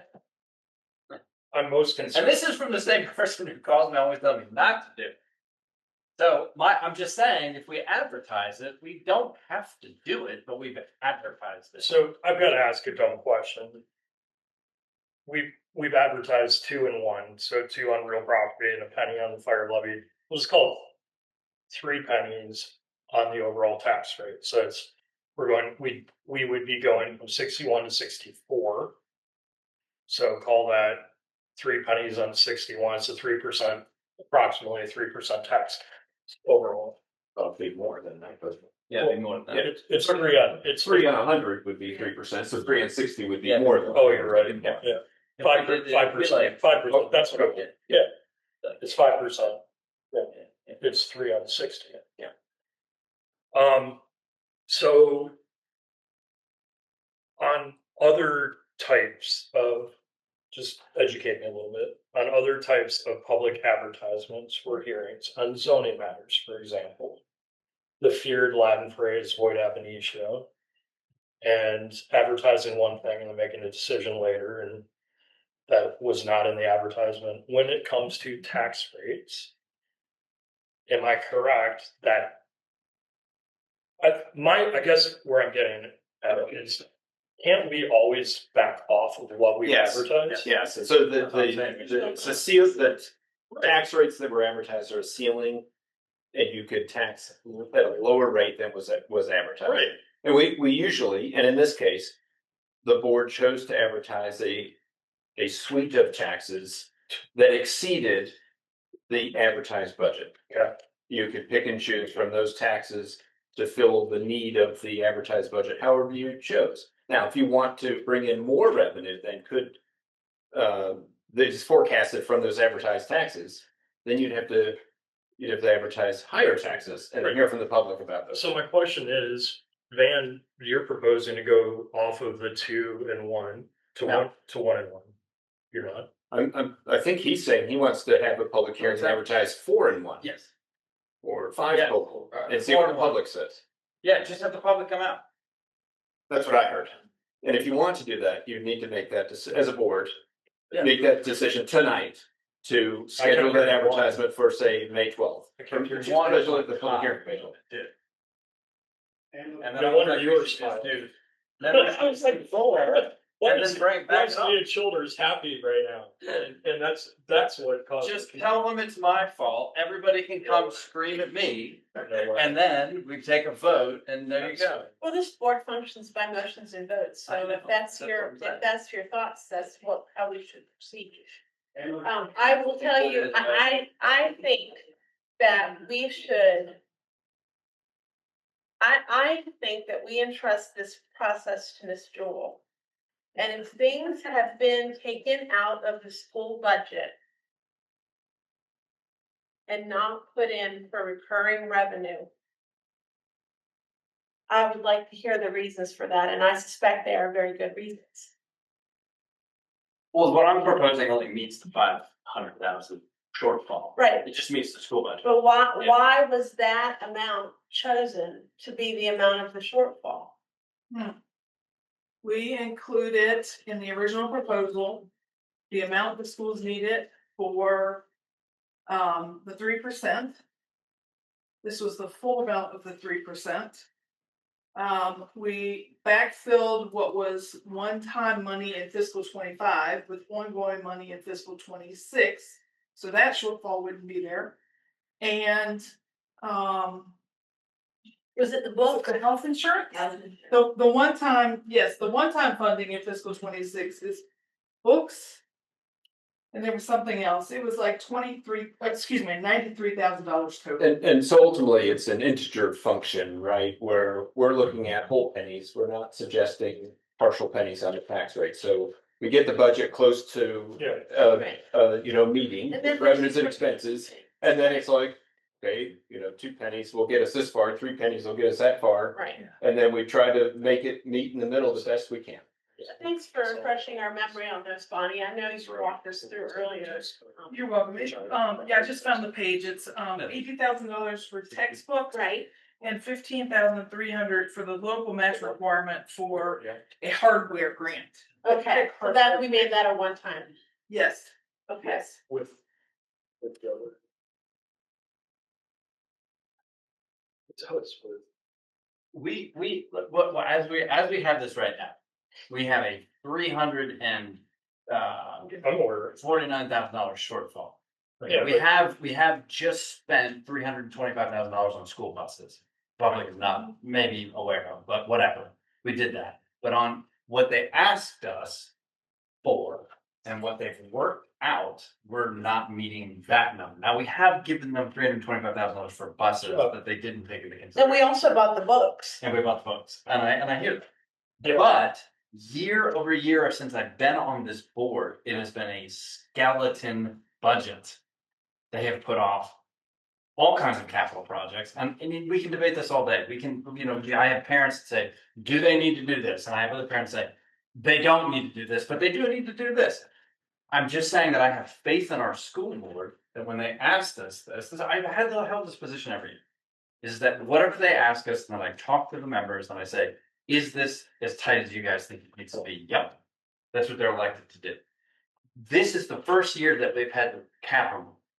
And so we're having to make up that extra shortfall, right? No, the cap. That's nothing's changed with respect to that.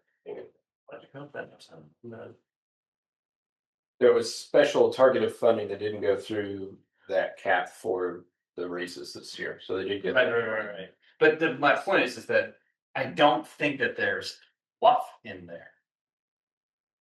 So that's just my position. I know it's expensive. I mean, it's just, you can't do anything without like putting an extra zero on the back. And we're just talking about something I know that we all value.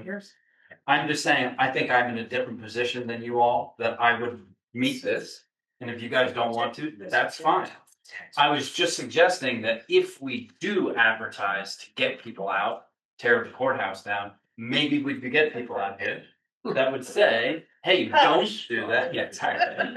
And then we'll do it. And you can at least at that point be prepared to scale back if you don't want to do it. You don't have to. You're a much deeper thinker than me. I asked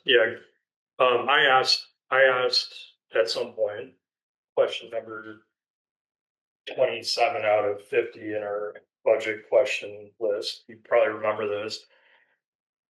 I said, I asked for the aggregate value of like the main components of the main components comprising the additional funding that we were going to send to the schools. Yeah. And so there was 18% increase in insurance premiums. There's a 3% increase in salaries. Yep. Three new positions. Yep. Okay. So remind me of what the aggregate value of those key, we'll call them key initiatives, is because, by the way, and I'm not gonna give you a hard time because you're my friend, but I'm not. I'm not that way. Did you or did you not vote on what we advertised for tonight? Yeah, I made the motion. That's what I thought. Yes, Okay. 100%. So everyone came out on a 2 and a 3 penny tax increase and a suite of other proposed tax increases. 5% on meals and lodging being the key number that balances the budget. And we just heard from everyone. I've staked out my position that I'm concerned about any tax increase. You made the motion to bring us here tonight, and now you're proposing to undo that? I would make up a general fund, but I don't think you guys want to do that. We have the cash to make up for this. So that is where I'm coming from. So we could do that. My point is that, and you know, Ms. Smith was like, well, and I agree with her that it's not the most elegant way to do it. We can do it that way. I would say we can also just do this other thing.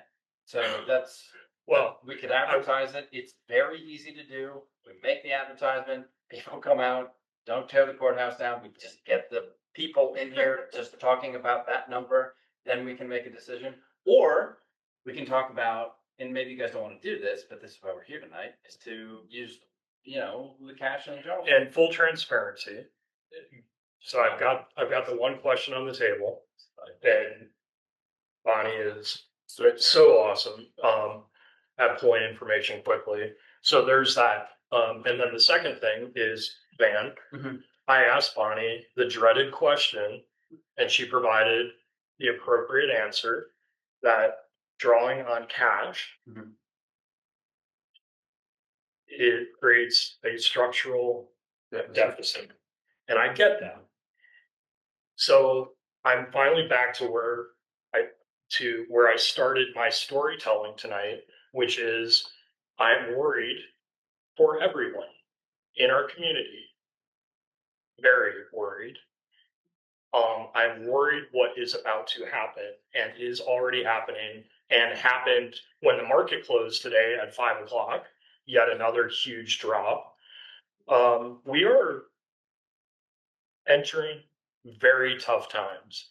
And I would say, to the extent that we have been overtaxing our citizens and stockpiling cash, and in light of Ms. Jewell's recent policy memorandum on what are sufficient cash reserves for a locality like ours and what should our fund balance be, I was encouraged, and maybe this is where I got a little bit lost because I was focused on the part of your comments that I could agree with, that maybe, just maybe, facing very uncertain times would be a good opportunity for us to draw on cash, which drives our two professionals over here crazy, but I think it is justified.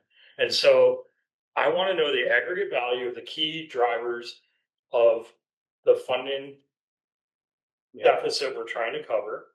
And then I want to know what kind of cash draw we would have to make to cover the deficit. 3% pay raise is 307,488, 10 screen. But that's different than the county side, right? The county doesn't have that pay rate. No, this is schools. This is schools for the part of the 980,000. You know, right? human calculator. No, I'm looking at the screen. Yeah. 307,488, right? This is like the game of, dominoes, like you drop one domino and another domino is gonna fall. Absolutely. So there's gonna be crumbs on the county side. Right. 190, 341 was 10% points of the 18% health insurance. So the share that the school was taking on, right? Don't look at that last one. That was just the value of 1% pay increase. And then $295,000 was the value of the 3 new positions fully burdened. That's not on the screen. Okay.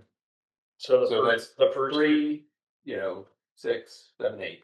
That's gets you just under $800,000. Okay. So because I'm simple, explain to me why cash payment from our fund balance for school buses would not have the immediate effect, and I know Bonnie tried to explain it to me, but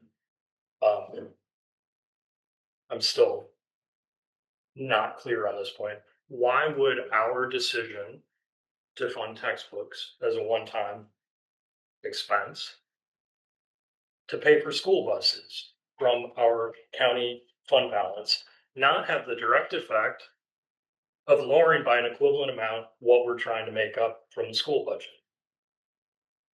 I mean, am I crazy for not understanding that? So the school budget as recommended at the 980,000 and change increase over FY 25 included one school bus to be funded by the $200,000 line item for provided by the state specifically for maintenance capital and capital replacement, for which school buses fits in that category. 60% of the way. However, 60% could be kind of directed towards, I think, more operational maintenance sort of things.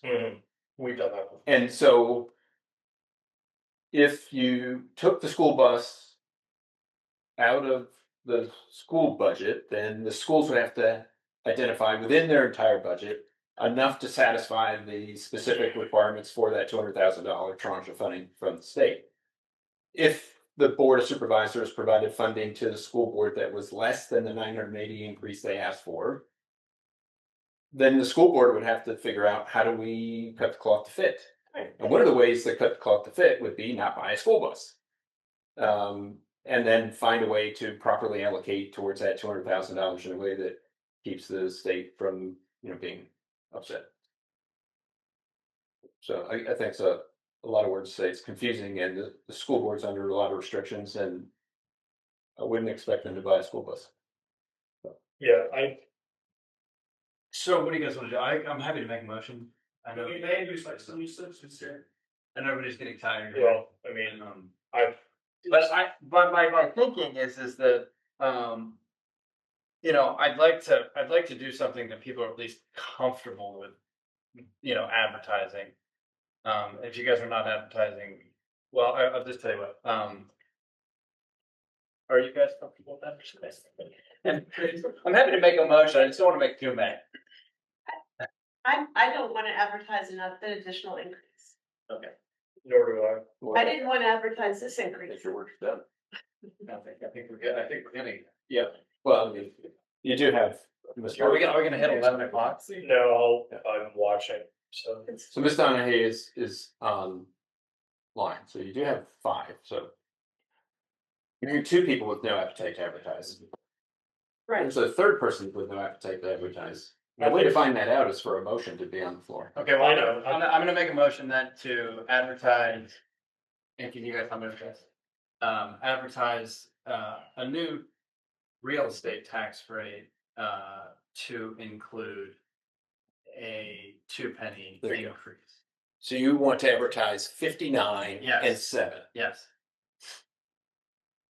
right? So that would be from status quo, that would be 4 pennies on that. 4 and 1. Yes, okay. Well, it's, Yep. let's be clear, it's a 5-year. Yes. It's 5 pennies. Yeah, 4 and 1, yes. Thank you. And I'm sick brain. And so just that would be to advertise in this week's paper and next week's paper. Yes. For a public hearing to happen on the 12th. when they're Public going to meet. hearing would happen on the 12th. Well, it could happen on the 8th, 9th, 10th, 11th, or 12th. I mean, you have a meeting on the 12th right now. Yeah. So- I'll make that motion. Second, I am functioning as chair tonight, so anyone, I'm not seconding, I'm calling for a second. I was surprised. Yeah, that's what I'm calling out, does anyone wish to second Van's motion? Okay, I'll second it for discussion. Okay, discussion, I'll discuss. So thank you, Mr. Acting Chair. So in the paper, we have advertised a balanced budget. It is balanced at 2 plus 1 on real profit, 3 pennies plus 5% on meals and lodging. Plus cigarette. Plus cigarettes. That's enough as far as I'm concerned. And we either work within that or we don't. And if a majority of you want to head the other direction, and it's fine, you're leaving me very much in the dust. Because for the reasons I have tried to articulate, and you all will have to make your own decisions, I will reiterate that it is, in my view, highly irresponsible for me as one vote to burden our most vulnerable citizens with any additional tax burden, not knowing what the year ahead is going to look like for anyone in our country, and most specifically in the community that I live in, value, and cherish. And I come back to the simple phrase, hunker down, because we have no idea what is ahead. And if people are ignored, if any of you are not paying attention to the news, and I believe you all do read the news all the time, based on my interactions with you, I can't imagine that you don't agree with me that we are headed toward an incredibly uncertain and risky time for the average person in the United States. And I think that school funding at its current level, or with some modest increase that we can find a way to fund, is a prudent approach under our current economic circumstances and in light of all the uncertainty we're facing. And so I, for one, having staked out that position, cannot go the other direction and support an even higher tax rate increase than what we've already proposed and discussed for 3 hours and 20 minutes tonight. I can't. So that's where I'm coming. Yeah, I'm one. I'll just say, when you advertise these things, like I said earlier, people read and they either choose to come out because it's important to them, or stay home because they can live with what's been advertised. And I mean, we're basically asking people to come out again. And we've already asked them to come out once, and that's never happened before. I don't think that's entirely fair. I don't agree with everything in this budget, but by and large, I think it makes good decisions, and the decisions for what to cut from the school budget, and why I don't even like using the word cut. We didn't cut them. We just opted not to fund them, are well founded. And in particular, the additional money for school employees, when we're not funding those positions on the county side as well, that's a really poor reflection on this board. If we would choose to do that, we have always tried to be even-handed with both sides of the house, and to recognize that the county also has the challenge of hiring and retaining quality personnel. And we are very, very fortunate for the wonderful employees we do have. And so to give one set of your employees a raise and not the other set, it's really problematic.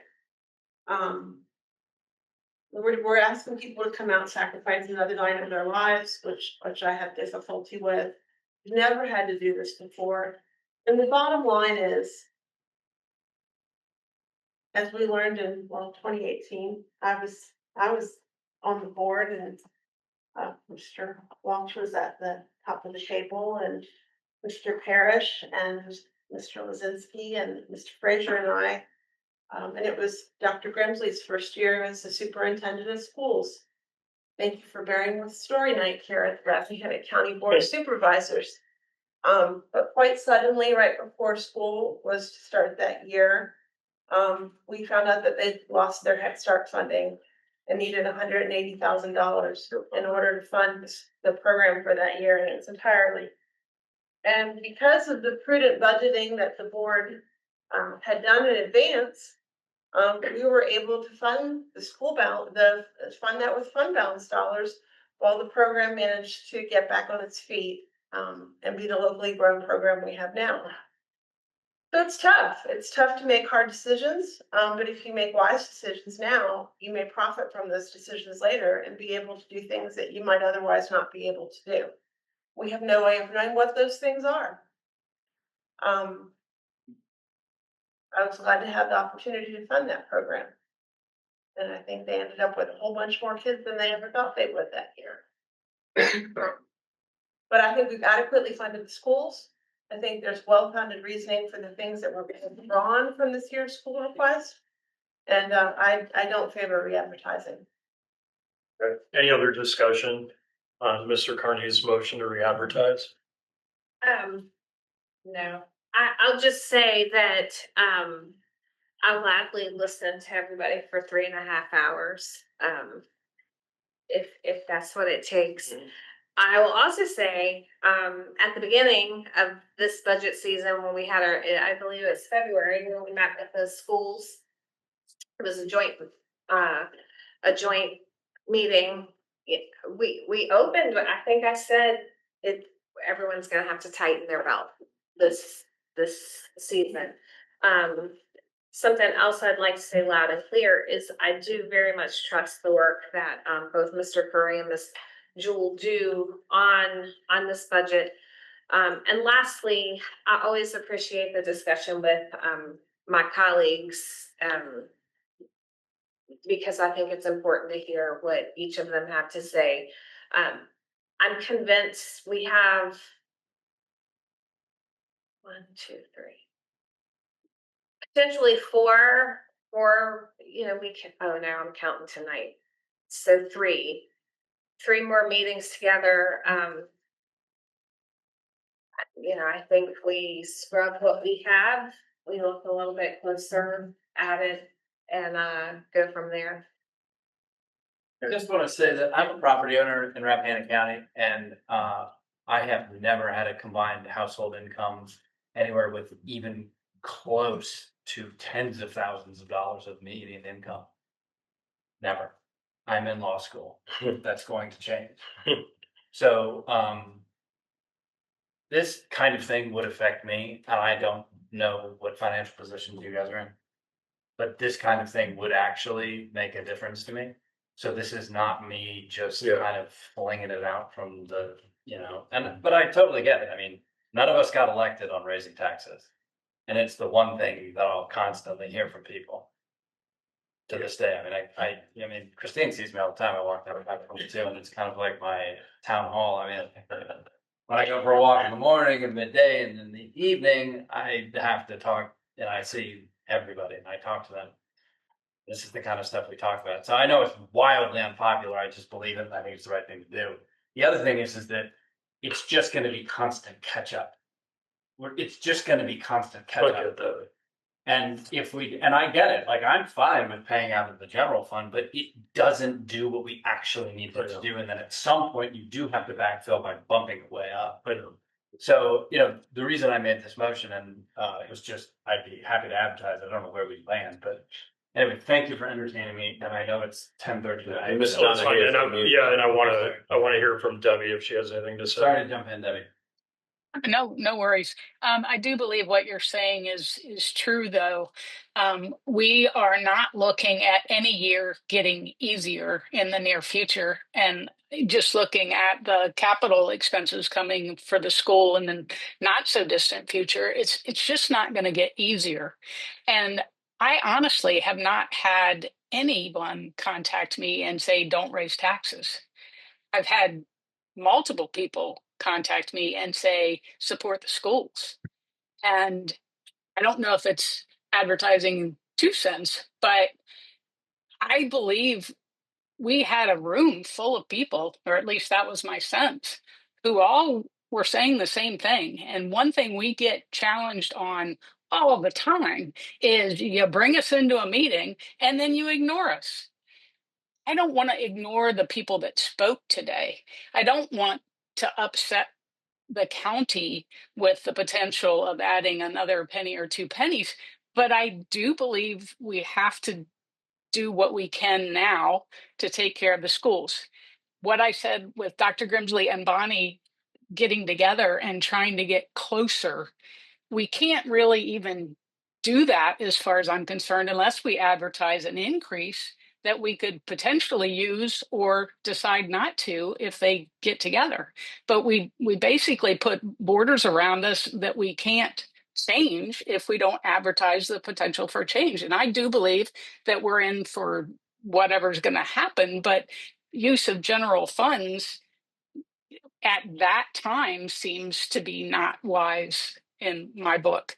And I don't think we necessarily have to put money into new programs that we don't already have. But I do want to make sure we don't lose the good teachers that want to come to work at our school system because we're not keeping up with our, especially the entry level pay. I just think if we do nothing today, we can't continue this conversation in a meaningful way. It'll all just be words. If we vote to at least do some sort of increase, then Bonnie and Dr. Grimsley can get together and come back and go, this is what they absolutely have to have to be a quality school system and take care of our kids and make sure our kids get breakfast and make sure our kids get lunch and make sure our kids have before school and after school. And now we've got seniors getting value with the telehealth. I am okay moving forward with a second increase of some form just to have that continued conversation in a meaningful way. So just to make sure the board's aware, with what you've advertised for all the various rates, and you're $349,429 short of meeting the school's full ask. Just to make sure if you pulled all the levers of the 6% meals and lodging, cigarette tax, 2% real estate, 2 cents on the real estate, 1 cent on the fire levy, you did all those things, you're $349,429 short of their full ask. So going back to what we would have to find that somewhere. That's where you were. But your without using general fund balance. Your county administrator proposed budget to us reset appropriately, in my mind, the school funding request at a property tax increase level that you appropriately deemed reasonably palatable at the time, which was the 2 and 1. I would say generally my goal is to set the board up to not have to do what you're doing now, but to to adopt a tax rate less than what we recommended. So we try to feel, what the need is and where the board is likely to be, and recommend a budget that that the board can come in and be the good guy. Well, we could be on the outside, and this is turned around the other way, where you're contemplating trying to raise more revenue than we put in your. I honestly cannot believe we are even having this discussion right now. We can just vote on it. We can just. Well, we're getting closer. Don't we have like an automatic? I'm watching it, but technically I will just say this. Only for regular meeting. I will say this. I value your friendships. I value you as colleagues. You all are seeing exactly what I am seeing in our economy. And I cannot imagine a scenario where you, as my colleagues, would sit here tonight and say, you know what? Let's go back to the paper. Let's call another public hearing and let's propose raising taxes even higher on our most vulnerable citizens. I am shocked that my appeal to you seems to not have landed at all. And maybe I've been living under a rock. Maybe my whole view of the American economy is way off. I don't think it is. And I just can't, I think it is in incredibly bad taste that we would now, 2 months after, 6 weeks after we started this process, now consider raising taxes even further, knowing that things are only becoming more chaotic. And what's in the paper and what we had hearings on tonight get us to fairly robust school funding that, yes, admittedly, does not meet their original request, but that's not where we started based on the recommendation from our budget professionals at the outset. So that's all I have to say. But the recommendation that our budget professional gave us did not meet the school board budget. So I'm just suggesting that we advertise it see if people come out. This is part of the process. I am in the category of people who are going to be very affected by what's going on. I am, and I am sitting here saying that my tax bill is going to go up to $64 over the whole year. I can figure that out. I mean, it's built into my mortgage, but I get it, and I get money back, or I have to give them money at the end of the year. And so my point is that I get it, and I respect your point of view, and for whatever it's worth. I just think it's unfortunate. It's gonna be a short runway for the news to get out to people, and they'll basically have 2 weeks to learn about it and get to the meeting. But it's not a lot of time in Rappahannock County. But this is part of the process. I know, but they've been anticipating one thing for a month and a half, and now we were pulling a bait and switch at the last minute. And the only thing I heard was that we didn't. But it's fine, we can just vote. The only thing I heard was you're not going to meet the school budget. Are you kidding me? And this is from people that I do not hear from, that only to tell me not to raise taxes. So then I'm like, wait, hold on. I thought that maybe we could just cover this with general fund money, which we definitely can. But that causes some consternation. So I just made the suggestion. Let's vote on it. Okay. Hey, Van. Hey, Van. Yes. Would you be willing to go just 1 penny and then general fund for the balance? Yeah. Yeah, because that would leave us. Yeah, because 2 pennies would get us 400, and that would be more. So my point was that we could just come down from there. But if you guys just want to do 1, I can amend my motion to be 1 penny, and then we only have to make up the 150, which is much different. Whatever you want. Yeah. Are you amending your motion? I will amend my motion to. If you could just. You're amending your motion to advertise a public hearing for 58 cents on the Yes. real estate tax, 7 cents on the fire levy for a public hearing to happen May 12th. Yes. So instead of the original one, it's just adding 1 more penny. And I don't think this is pulling the rug out from anybody. I think I've heard from so many different parts of my district, genuinely, that this is what I'm hearing, and I just feel that this is the right thing to do, for sure. But what about the people from whom you have not heard? Well, I don't know. I can't. Well, hopefully we'll hear. I can't know what the people who don't talk to me don't tell me. But you have a sense. I know you, Van, and I know you know your constituents, and I know you have a sense of them. So, Ms. Comer, Mr. Carney has amended his motion to advertise a public hearing at 58 and 7 instead of 59 and 7, and you seconded the original motion. Do you accept that friendly amendment to his own motion?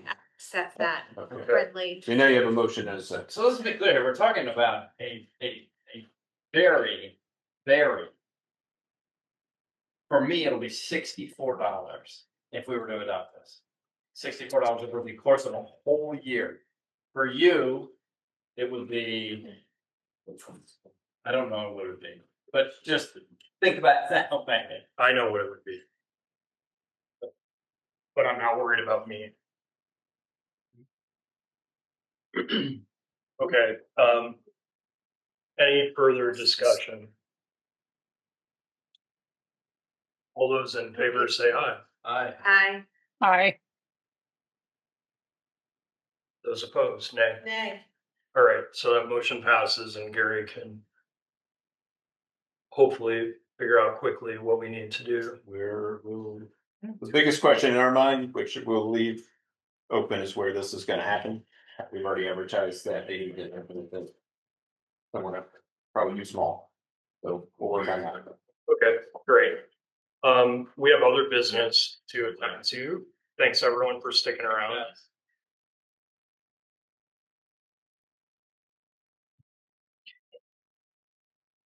So, you can, the next thing is. So your schedule. I would like to talk. Yeah, so just let's find a time. Okay, I'm around. So yeah, just remind us about the schedule. No action required. Right. So today, May. That's the wrong year.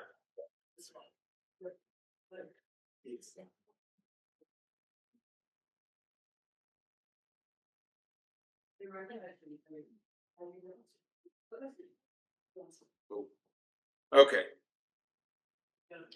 Next Monday, you have a meeting in the library. month, should you need it. To talk about how to bring this budget together, and that would be your first opportunity to adopt. I would assume that you don't want to do that, since how you just discussed having a public hearing on the 12th. Your regular meeting on May 5th, you could talk about budget, and we'll put an agenda item on there so you can do that. Then on May 12th, you will now have a public hearing. I think we will probably talk to the schools about using one of their spaces. So does this preclude Ms. Van's initiative to increase taxes further, proposal? Does this preclude any need for us to meet next Monday because of the advertising requirement?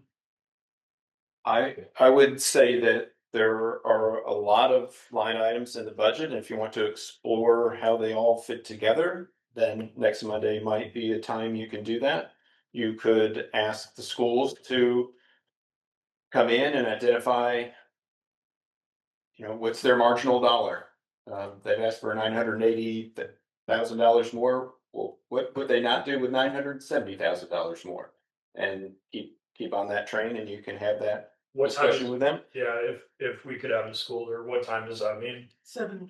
7. Sorry, what day are we talking about? The 28th. April 24th, 28th. 28th next Monday, same time, same place. Right.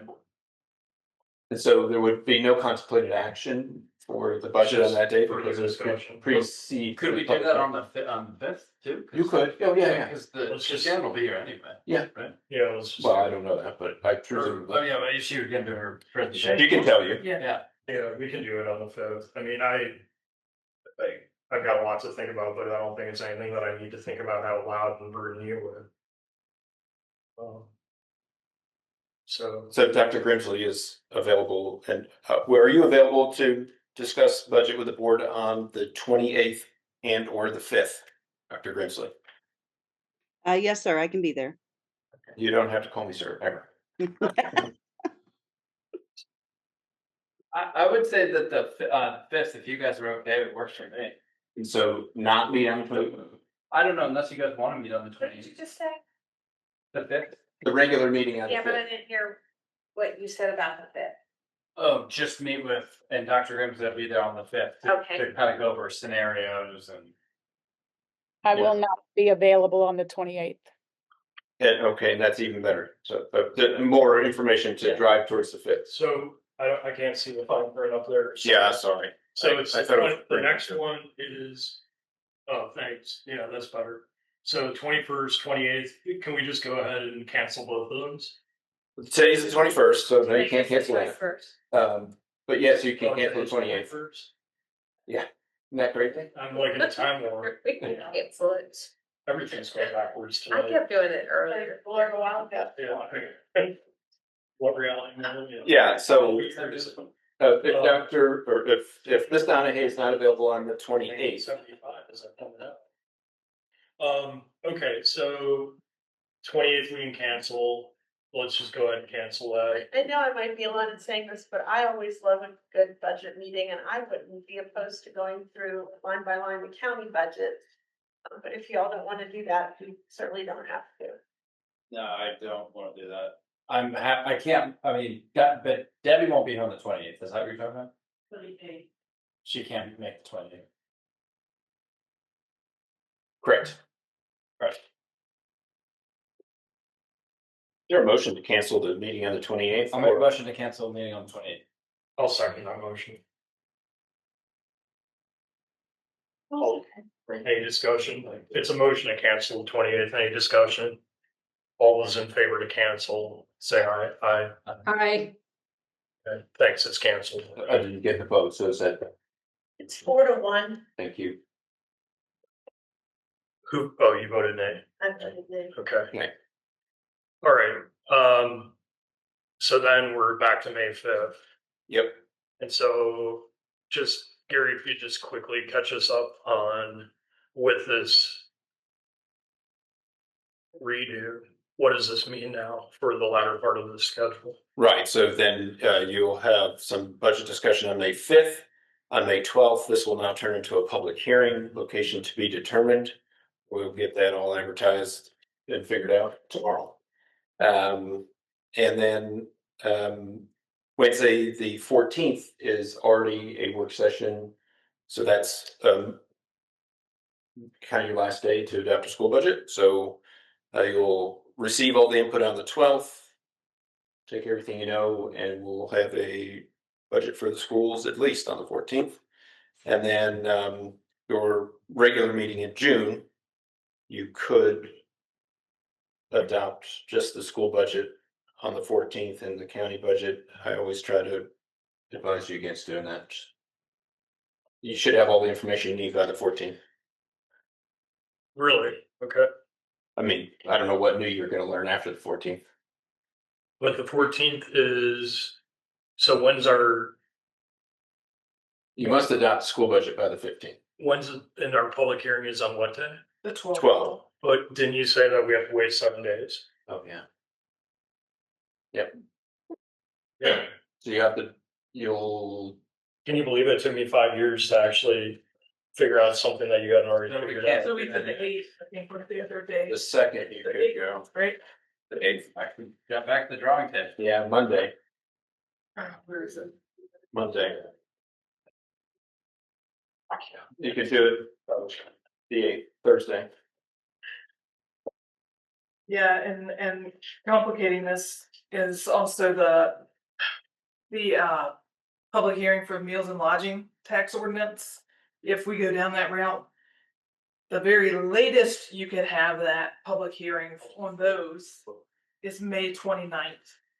And because we have to advertise it twice, we would need to advertise that first on May 15th. Otherwise, you're delaying a quarter like we did before and using fund balance for a quarter, which would be truly one-time money. So We're in a Yeah. bit of a conundrum. Yeah, you are, I think because May 8th, right? you That's- can't advertise and then adopt the school budget in time to meet their statutory requirements. I mean, if you advertise this Thursday, which is 24th, and then you advertise May 1st. I think arguably you've held your public hearing now, you could adopt a school budget that's in keeping with this budget and then come back and update that budget. Okay, so let's keep it simple. So we've already moved to cancel the 28th meeting. Does that affect any of this at all, or can we leave that canceled? If you were available on the 8th, you could technically hold the public hearing Thursday, the 8th. And then make the decision on Thursday, the 15th. Which Thursday being the date of the newspaper, 7 days earlier. And that would not put the school system in a. Well, I mean, I think the school system would wait as long as they could if they're going to get full funding, but it's state law. Right, so I guess that's what we're up against. So what's the state mandated deadline for? The 15th. So long as the state did their job, which because it's second year of a budget, they did. It would be advertised on the 24th, advertised on the 1st, public hearing on the 8th, decision on the 15th. But none of the 15th is an advertised meeting right now. There could be various other conflicts in there. All right. And as I noted before, you have this public hearing was advertised. You can make a decision 7 days from today. You are constrained to the funding that could be generated from this public hearing. You could hold a second public hearing and add to the funding like you did any other time, I think. Before we go any further, I would accept a motion to extend the time limit for this meeting beyond 11 o'clock, which would put us in a deemed adjournment. I'll make a motion to extend the time beyond. A second. Didn't you say that the rule didn't apply? Okay. Yeah, I don't think it, well, I think it only applies to regular meetings, but. you Especially do. since Let's do it's it, with yeah. The money, I don't wanna take it. Correct. Correct. So, so that's a motion from Mr. Carney and a second from Ms. Smith. Yes. Any discussion on continuing past 11? Okay, all those in favor say aye. Aye. Okay, thank you. It's the first time you ever done that. Yeah. I'm not surprised and I'll get Van one of these days. Pay. We were in for one on the bike trail night, that was. Was it fun, Chuck? It was pretty fun. There. So, is it possible to, is it too complicated to miss on the 8th and then? Complicated? Is it, so, I mean, can we meet on the 8th? Is everyone available? Yeah, are you guys available on the 8th to meet? I'm sure, I don't think. I can meet on the 8th. But then we'd have to meet on the 15th during the day, right? Oh, the 15th, I have a conflict, it's, Okay. That's the Blue Ridge Committee meeting, me but too. What time do we have to, what is the deadline on the 15th? Is like a time thing? probably midnight. 11:15 on. Yeah. Yeah, I would think. Okay, so Yeah, could you meet in the evening, Christine, or you? Yeah, too. On the 15th? But the 15th is the challenge for me, the 8th is not a problem. But the 15th is the Blue Ridge Committee up in the park, and I really wanna concentrate on the traffic issues. Would you be able to meet after that? Was it the night meeting? That's at 6 o'clock. It's a late meeting. Yeah. At Big Meadows. Could we work on, well, we already have it scheduled for the 14th, that won't work, we can't. No, because it has to be 7 days. Because of the advertising requirement. And the state has to have about 15, so this is like. Yeah. Could we meet before that meeting? I mean, I didn't know that. You can meet at Yeah, like 2 in the it's afternoon. I'll, But this is a, I just won't yeah. go to the Blue Ridge Committee meeting if push comes to shove. Or we could schedule it beforehand. Although, why would I do that if that's actually something I wanna go? Yeah. But I guess you're occupied during the day. Who? I mean, I can free myself, but I don't think it's fair to people to adopt a budget during working hours. I think that is a non-starter for me. Well, What's an answer? Adopting a budget during 9 to 5 working hours. well, okay. Yeah, I would agree with you. Is there another way we can? It's like put right this you together? So. there's. And if we have to read it, I don't They're just super authority. You're really mixing your metaphors tonight. I threaded me in the poor eyesight. He was pulling a rope up a hill. I never heard that one. Yeah, but when you think about it, it'd be very frustrating. Like nail and I got frustrated just thinking about it. Like, oh, that only was a stick.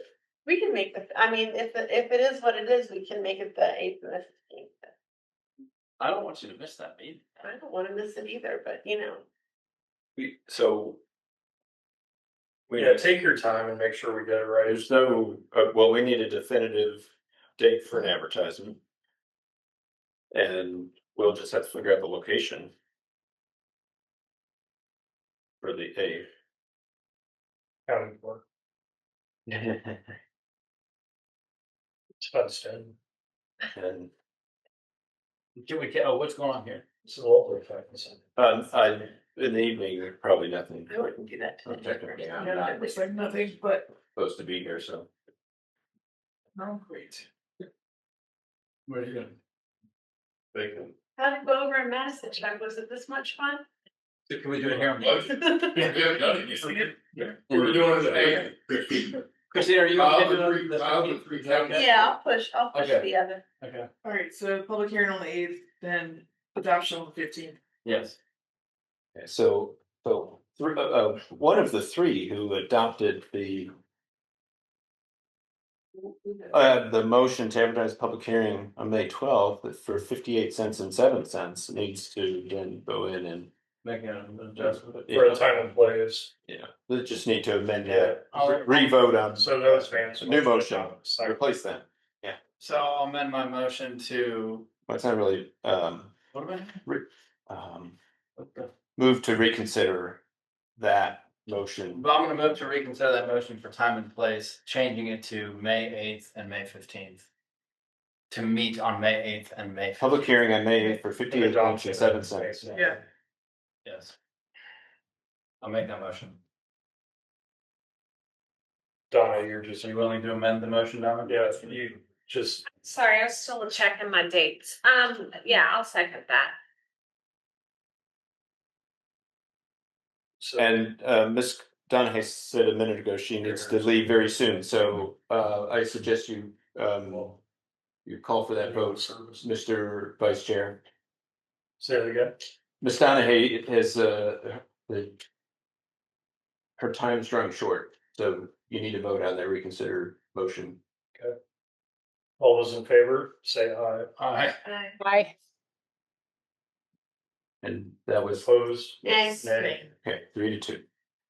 Okay. Mr. Wilson, thank you for identifying that flaw. Thank you. Hey, I'm glad I. So now we have the 5th, the 8th, and the 15th. Correct. Well, and you were going to meet on the 14th courthouse stuff, so I don't know. Anyway, thanks, man. Did the newspaper miss all of this? That's May. It's like a couple weeks from now, so we're still only April 21st. Right? No, I'm just sitting here, I'm thinking, I think the newspaper left before. Tim was, yeah. Always at the end. I think we should also, let's just have a big, wide ranging discussion about how we actually feel I'm about fatigued. school spending. Well, you got that online newspaper is still here. Thank goodness Chuck is still here. He's gonna get spooked. Okay, so you voted to cancel the 428 work session. That's done. You voted to extend the time beyond 11. That's done. You voted to reconsider the public hearing advertisement to May 8th and 15th. That's done. Okay, And so we talked about the schedule. So I think there's only one thing left on the agenda. yeah, I just want to make sure though that the cancellation of on the 28th has no effect on our slight conundrum on budget hearing and adoption. Am I correct? Correct. Okay. Okay, so our final order of business, let's just characterize this as a accounting recognition exercise. This is basically to move our ARPA funds as allowed into the category of general governmental services, so that from a ARPA restriction standpoint, we're freed up, so to speak. And Mr. Curry, if there's anything you want to add?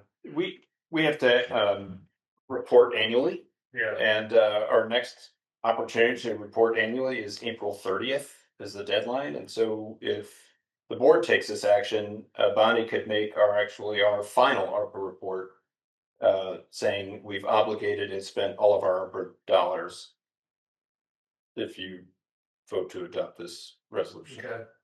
I'll entertain a motion. I'll make a motion. And what is your To motion? adopt the provided resolution reallocating ARPA funds from broadband to already incurred public safety payroll is necessary to close out. Okay, I want to make sure that everyone understands the practical effect of this. The practical effect of it is that our ARPA funds, and correct me if I'm mischaracterizing it, are no longer restricted. Well, we're just allocating them to the public safety payroll as part of general government services because we received less than $10 million. If, for example, they were allocated to broadband, and if the broadband project were delayed beyond December 31, 2026, there's a risk to potentially losing those ARPA dollars and having to return to the feds. If you allocate them to already spent public safety payroll, that risk is eliminated. And who changed the rules that allows for this accounting reback? The feds have changed the rules about 1,000 times. This is one of the very early changes for everybody, and particularly those who receive less than 10 million. They basically gave you the easy button. Okay, and why are we doing this now? Because there never seemed to be any sort of risk before, but we're getting closer and closer to December 31, 2026, and the reporting time is here. We can put all this behind us right now. Okay, that's important. So Mr. Carney's made a motion to adopt the provided resolution. Is there a second? Okay, and this is this is a resolution and requiring a roll call vote, but before we do that, is there any discussion? Did we read through the resolution before we vote? Just to Sure. make sure we all are aware. Yeah, it so it goes through the history of the actions that have been taken. It what the actions that were taken by the board, that was allocated by both bodies, that the board appropriated it. We sent the money. The US Treasury changed their final rule. That things had to, or the Treasury said you had to obligate by December 31, 2024, which we did. And that the Treasury said that you can change your obligation, and you're going to, and frequently asked questions 1719 says that you can do that. And the US Treasury says that people who receive less than $10 million can allocate it for revenue loss, revenue replacement, for government services, to include police, fire, and other public safety services. And then the actual thing that you're doing, or the therefore, which is, for the sake of future flexibility, the board of supervisors hereby allocates $1,030,000 in ARPA funds previously allocated to Fiber to the Home project to fund a portion of the salaries and benefits of sheriff's office employees incurred between March 3, 2021 and June 30, 2022. And they further resolve that the $1,030,000 in local funds It's all right. freed by this reallocation of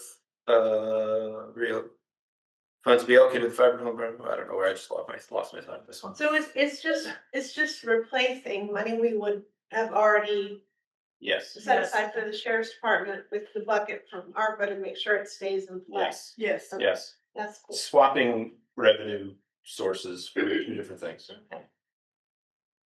Thank you. I don't know why on the TV. Was it because of 11? All right, so there's a motion. So are you still there? Yeah. Okay, Ms. Donahue. She's left the room. Okay, good. For